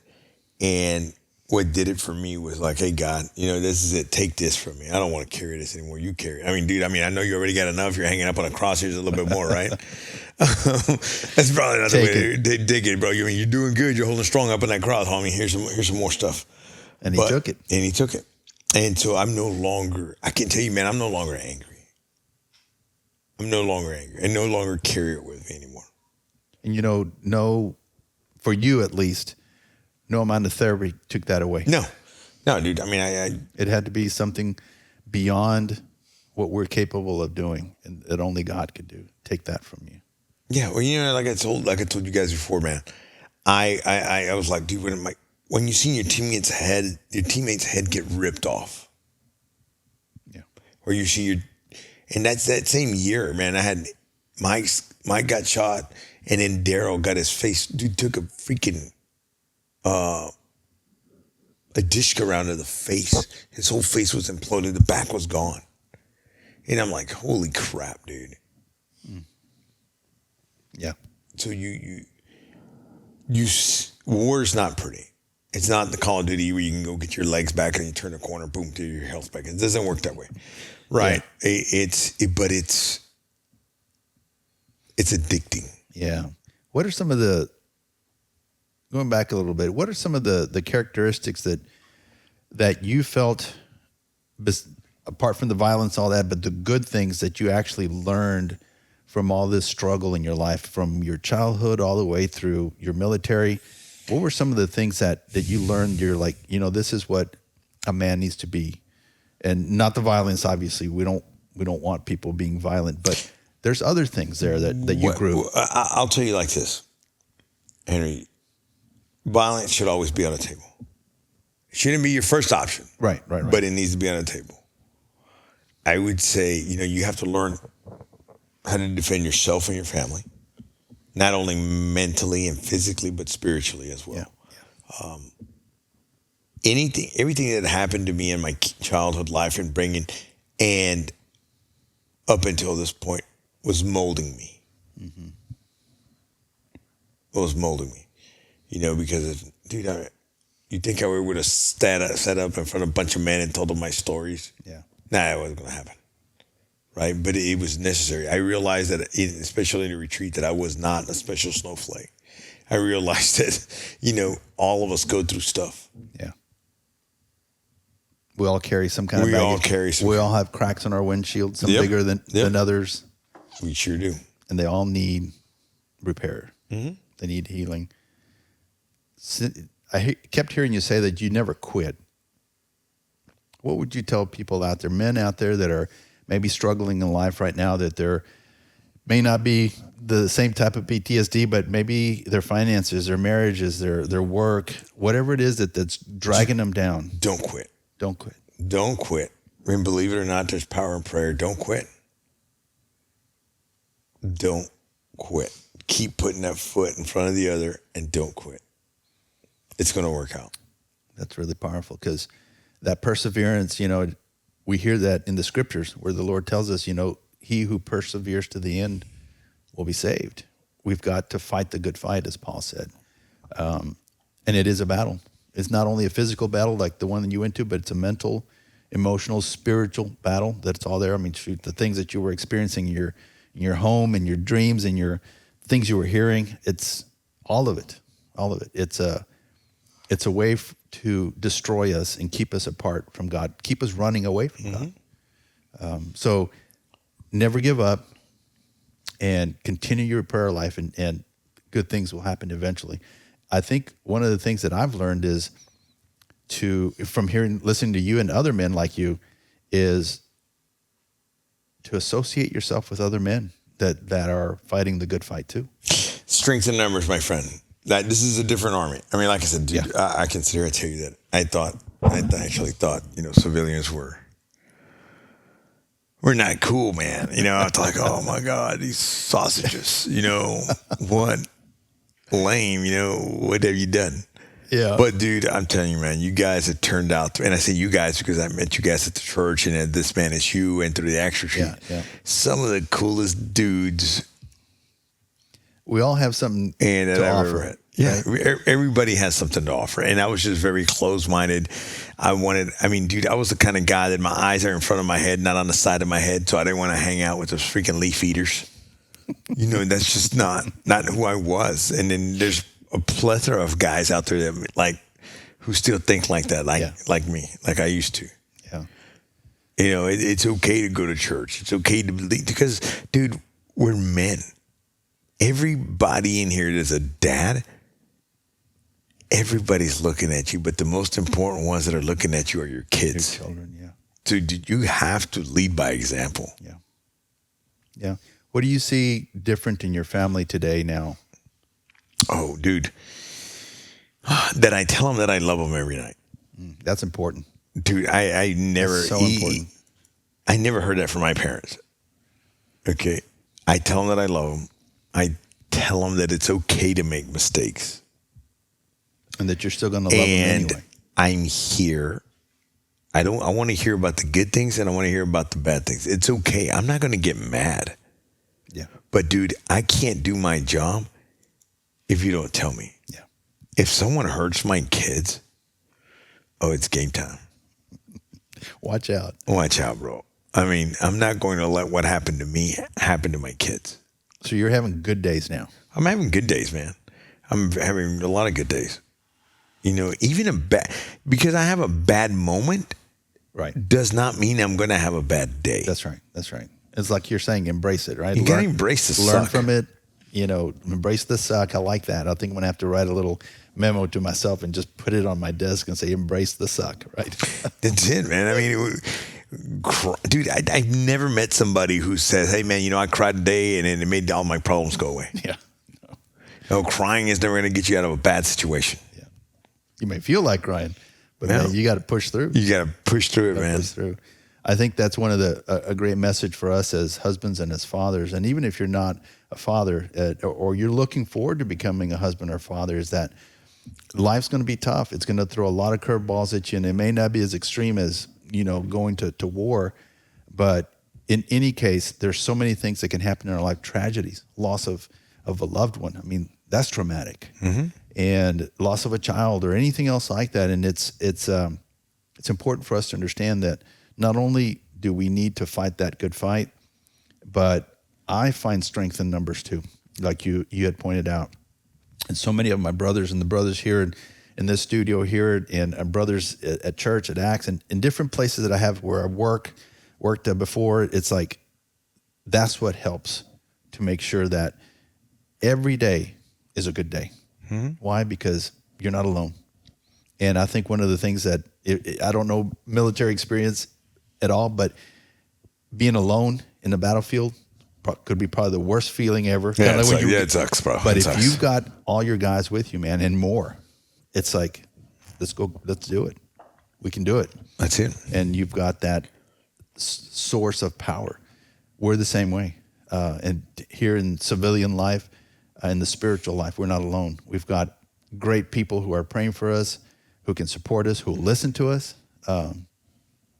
I bet you there's a dozen people that if you needed help, they'd be right there for you. I realize that now. And a lot of veterans, a lot of combat veterans, I should say, feel like we don't fit in. Mm. Because we're supposed to do all these great things in the military, but when we get out, we're labeled. Yeah. And then they start making us feel ashamed of ourselves. But I can't tell you that I'm ashamed of myself and the things that I did. Yeah, you got to let that past go. Man, not only that, dude. I did it because I loved my job. Mm. Whether you like it or not, I don't give a crap. It was my business. It was my job. Yeah. I don't tell you stop flipping burgers at McDonald's. Yeah. I'll tell you, thank you for my order. Yeah. That didn't used to be like that, man. No. So, I mean, it's so I try to listen to my wife. I try to be more attentive. All the little things that I never done, I do now. I try to break down when I listen to, when I do rosary every day or every night with my wife now. I used to do it by myself, but then I'd get all mad and have all these pity parties. And then I get to the rosary where they're talking about, they're talking about, God didn't cry when he's getting whipped. Yeah. Why are you crying? I'm like, oh man. Like, bro, really? Yeah, so I put my pity party away and then make things. Put your big boy pants on. I put my big boy pants on, man. My big old chones, man. Let's get after it. Let's get after it, homie. Well, I want to thank you so much for sharing. Some of these things I can imagine are tough to talk about, but if I've learned one thing, that is us as men, every one of us has a story to tell. Mm-hmm. And when we share our story, as morbid as it may be, or as simple as it may be, somebody can benefit from that. And so I want to tell, those who are going to be listening to this that, if there's difficulty in your life, as Pablo has told you, hang in there. Never give up. Keep that prayer life going. Don't give up. God hasn't given up on you. And I want to thank you, Pablo, for being here and taking the time today to make a difference in people's lives. Well, I don't know if I made a difference in people's lives, but I'm hoping it does. And dude, I mean, it's my life is wonderful. I can't complain. Well, I'm no longer that poor, scared little kid anymore. That's praise God for that. Yeah. So, well, thank you for being here. And if you like your content that you're seeing now, like and subscribe. And we'll see you in our next episode. Thank you for joining us for the Search 185 podcast, where we discuss what it means to be human and made in the image and likeness of God.